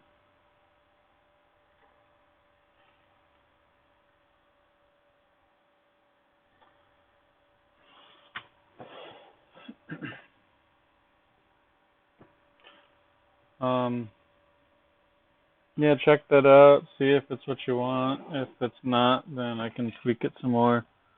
But all the files are there too, so. Yep, I'm gonna print those tonight. Although it looks like I'm gonna have to do them in 2 prints. So.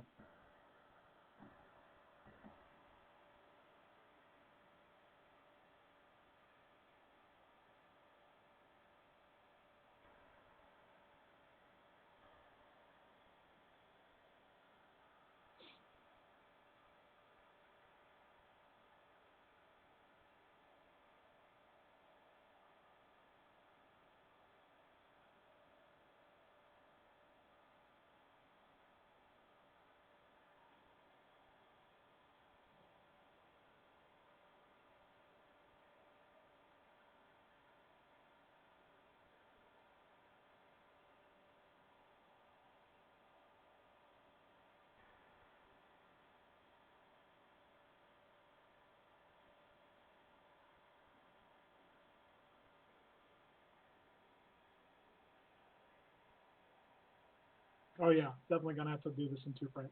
Bed's not big enough. Yikes.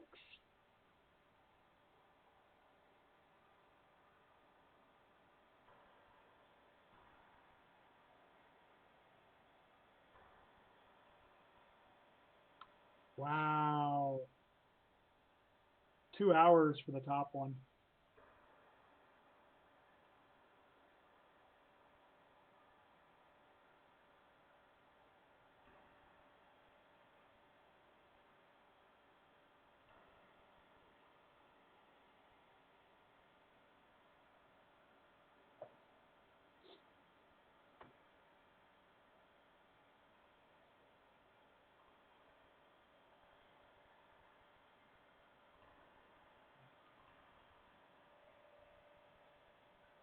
And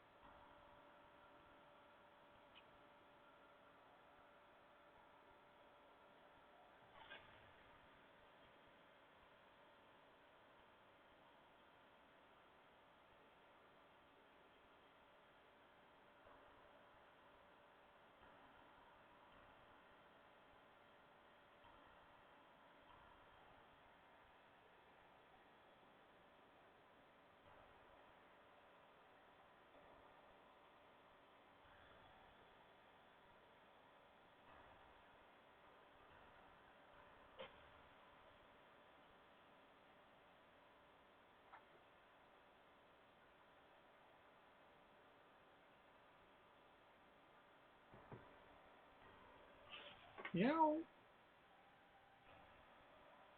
Meow. Oh yeah.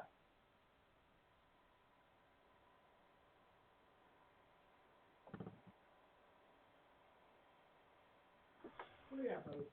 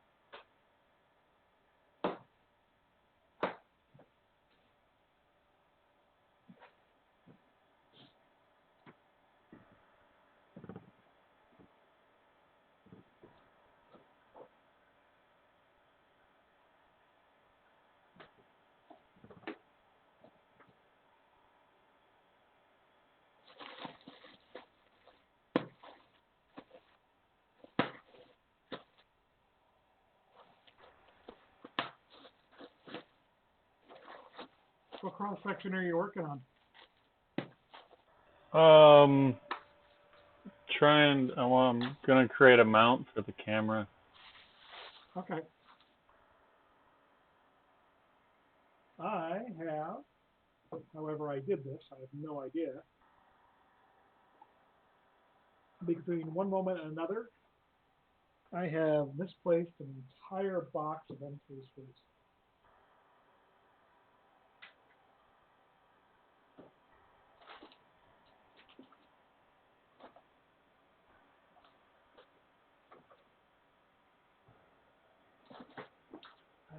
I have no idea how I'm so good at that particular skill.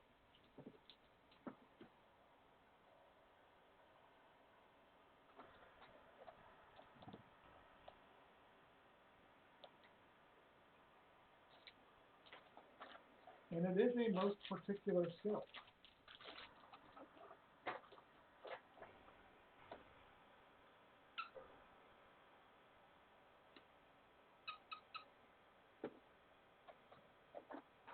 I have more rubber duckies.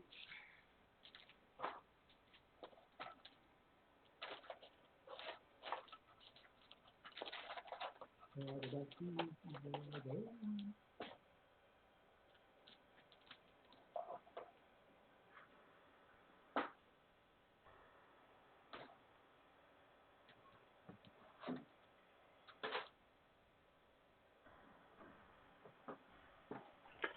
I was trying to do something a little different with the way I constructed this thing, and it's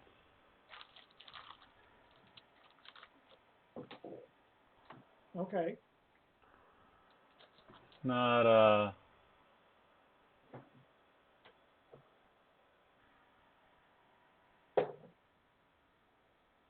there they are.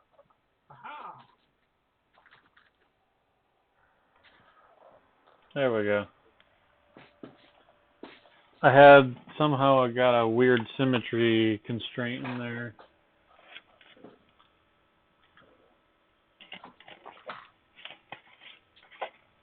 Yeah, I was trying to make things easy, and I think I actually made it harder. I watched some videos, and I was trying to kind of do some of the tricks that you did in the videos. I mean, the tricks look great if you understand the, if you really grok the what they're trying to tell you. Otherwise, I find I do this to myself all the time. I see, oh, there's this trick, I can do that, and then I start working my way through it, and then it's like, oh yeah, that doesn't actually, I have no idea what I'm actually doing here. I mean, I messed up my order from Illustrator. how so? Well, so I got a 1 meter cable, or I got some BL touches, or I meant to get some BL touches, but I didn't get my quantities right. So what I really wanted were 2 BL touches and 2 cables. What I actually ordered was 1 BL touch and 2 cables. Gotcha. So I need to order another BL touch. Well, okay, let me rephrase that. I need to order 3 more BL touches, or 2 more BL touches, and another cable.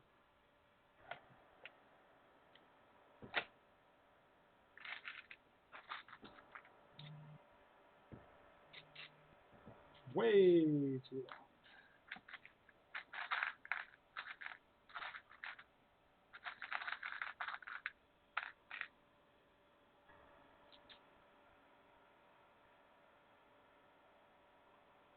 Huh. An RC Benchy. Yeah? That thing is huge. It's gotta be if you, yeah. Kind of want it. Cool.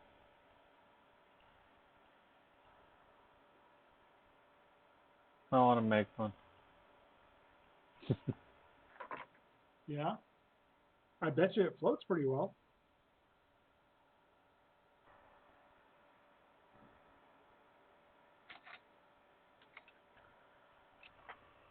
Oh, well, you had to do something to it, because the traditional Benchy does not, Well, it's not hollow, right? it's too top heavy. Oh, somebody made him float. Oh, come on, I just want a 2-color Benchy. Why is this so hard to find?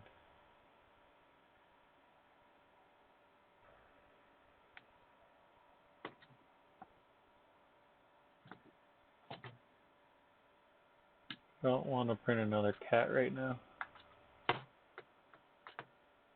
You go with the Moai.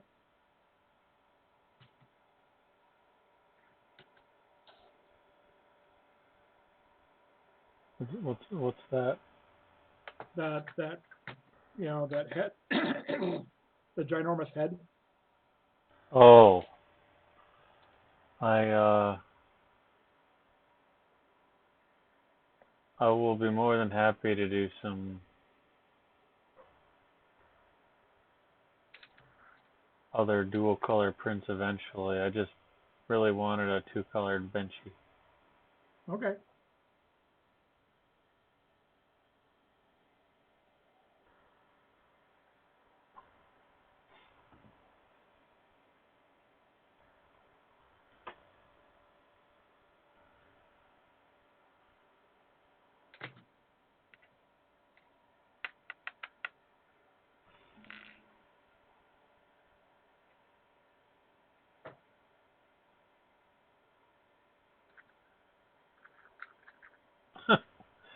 Some of the remixes of benchies are hilarious.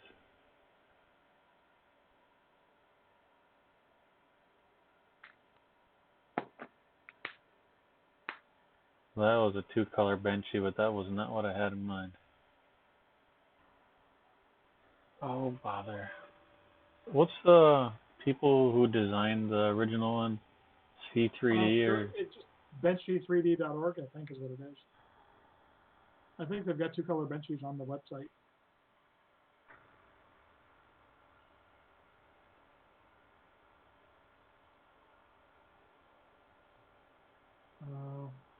I've done it.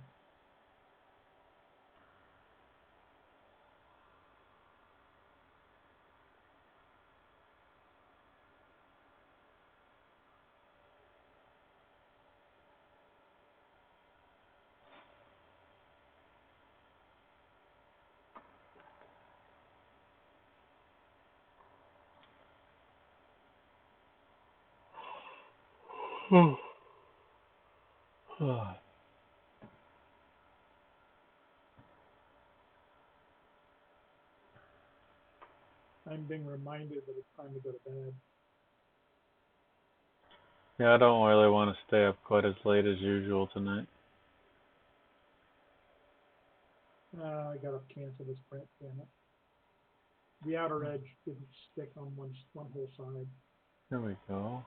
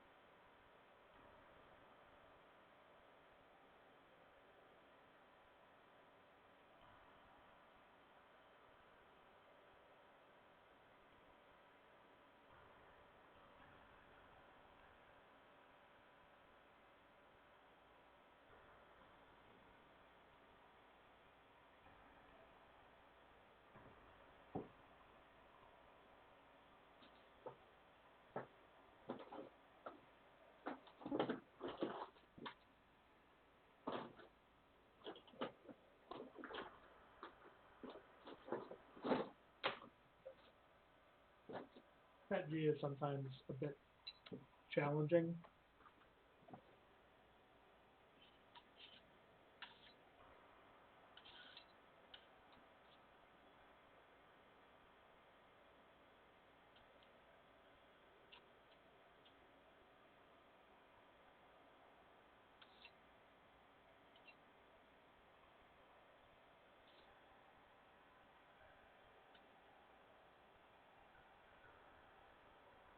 And now I have to let my bed cool down so I can clean it.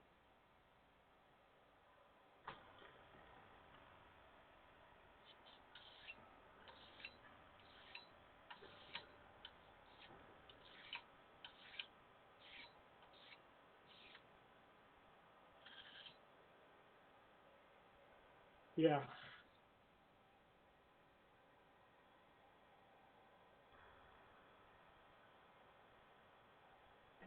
So yeah, leave the bed cool down, clean it, put a new layer of polymer of adhesive on it, and then I can go. That's an interesting set of colors. Is that the 2-color benchy from? Yeah. Well, that's just the default color of the extruders for some reason. That's not really the filament colors that I'll be printing. Oh, of course, yeah.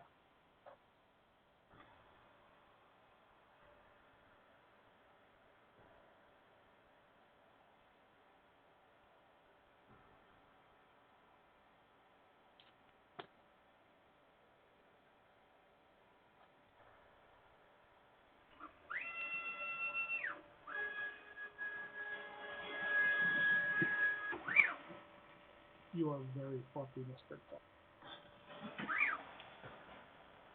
You are very.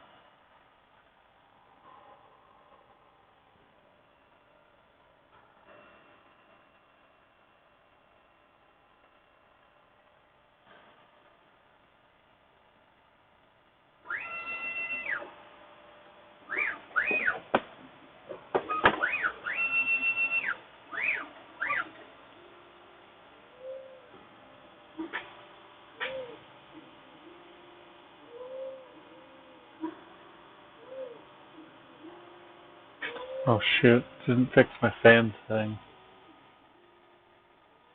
Oh, the fan thing? Was that a code? Well, I have the fan running at, whatever, I'll just leave it go. Okay. I did change the profile, so in theory the fan shouldn't be running in the dock, but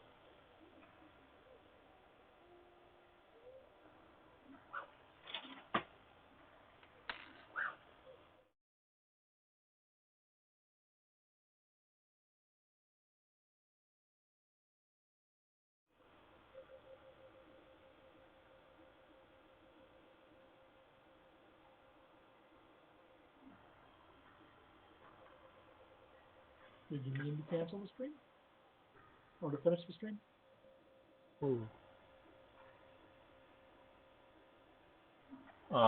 no, ignore that little splash that went up. Somehow I hotkeyed over to it. I don't know how I did that. Okay.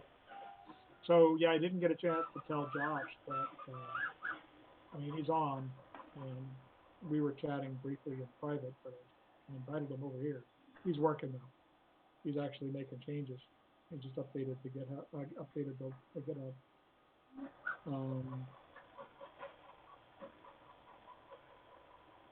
So apparently the metal plates are different. Different how? Oh, I don't know. He's updating metal plate instructions. Adding spring picks from Cindy. Bed spring picks.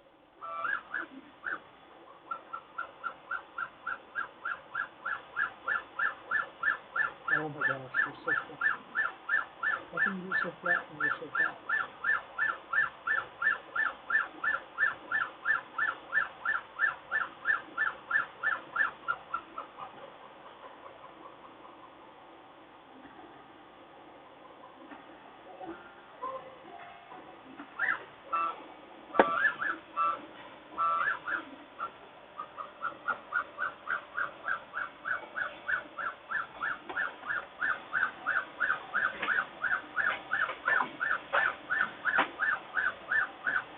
Hey, gentlemen. Hey. Now it's about freaking time, dude. Why? Because I've been trying to get your attention for like 3 hours. Sorry. I know you were playing a game.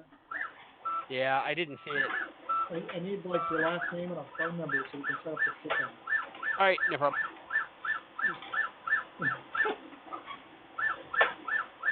So that's a thing.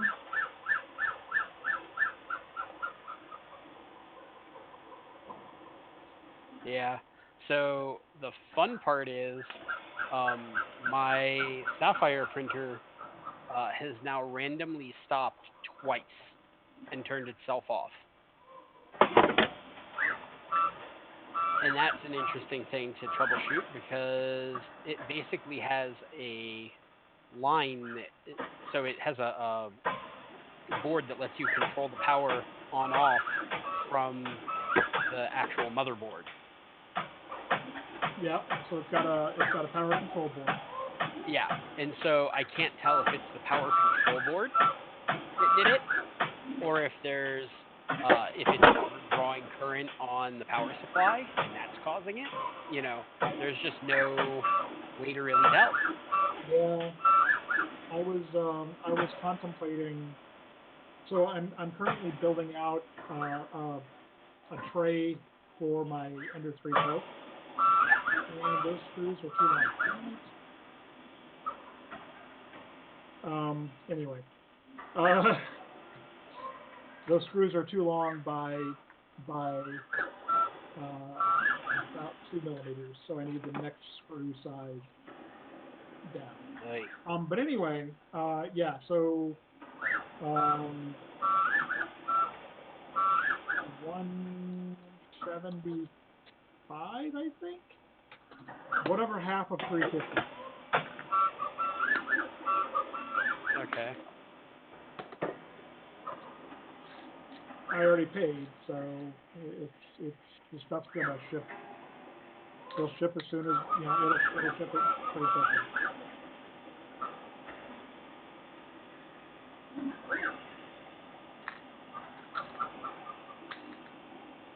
It is, but Amazon is prioritizing stuff.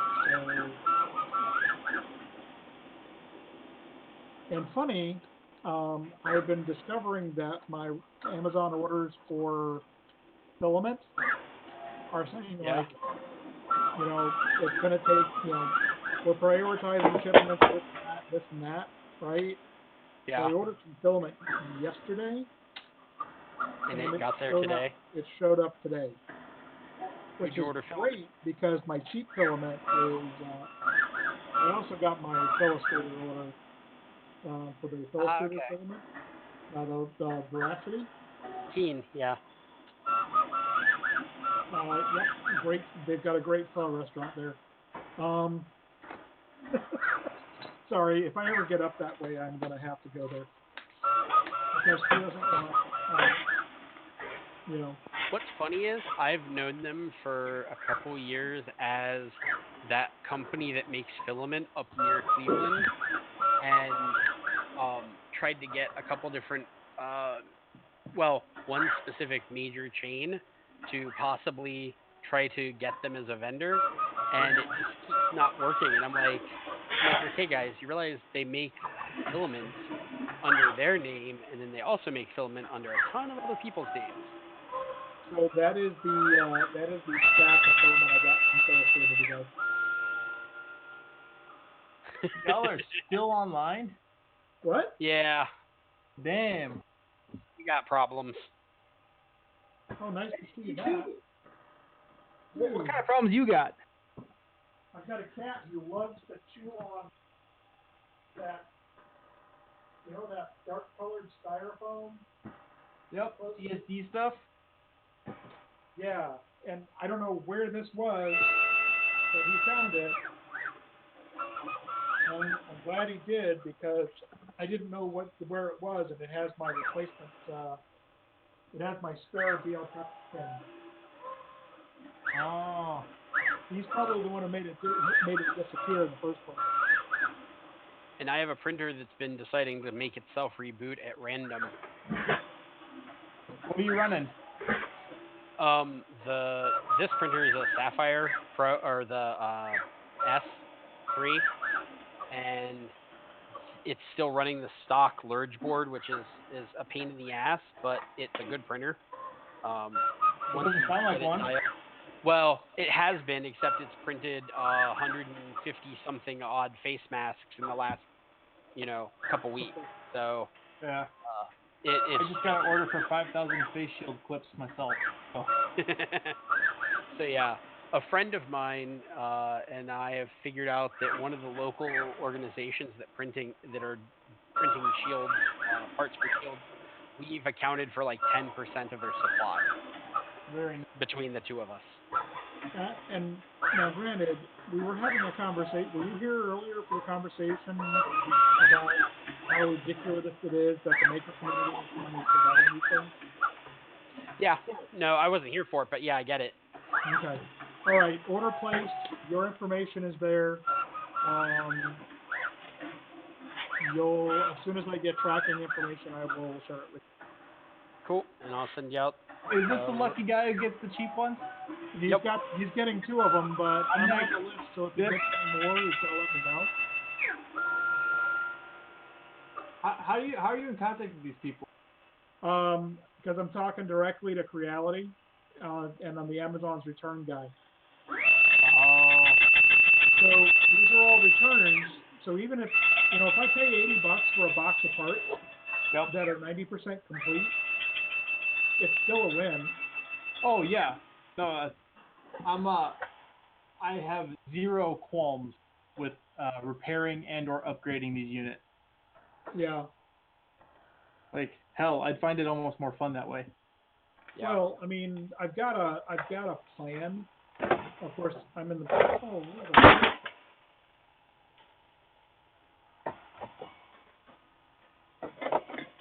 Oh well, I guess I get to call the vet in the morning. Oh no. Well, I mean, they're due for all 3 of them are. So I managed to get their cycles all set up so that they're all due for the shots and everything at the same time. So I pack all 3 of them into the car.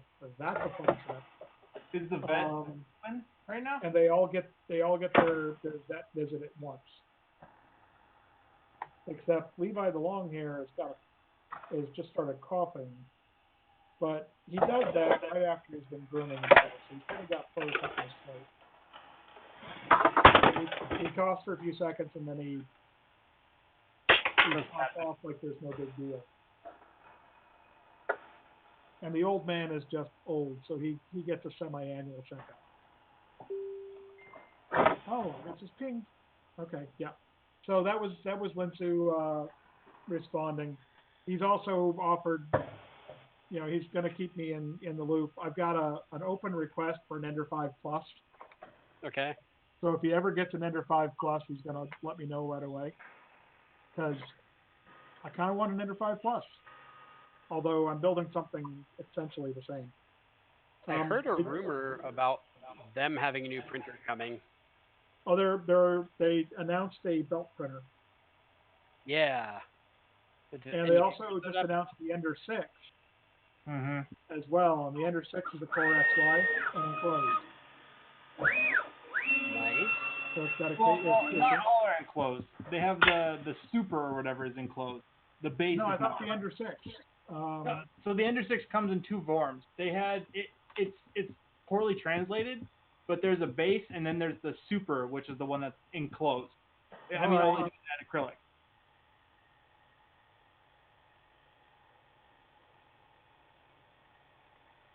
Reasonable.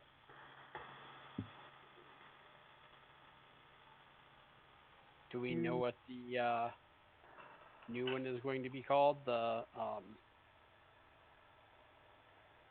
oh, I see the hold up. PR30 or something.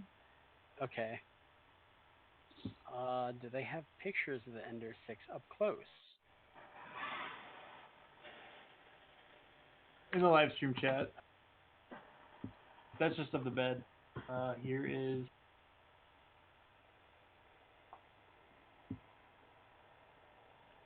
And it's a Core X line. Yep. You know, even that much enclosure, if you throw a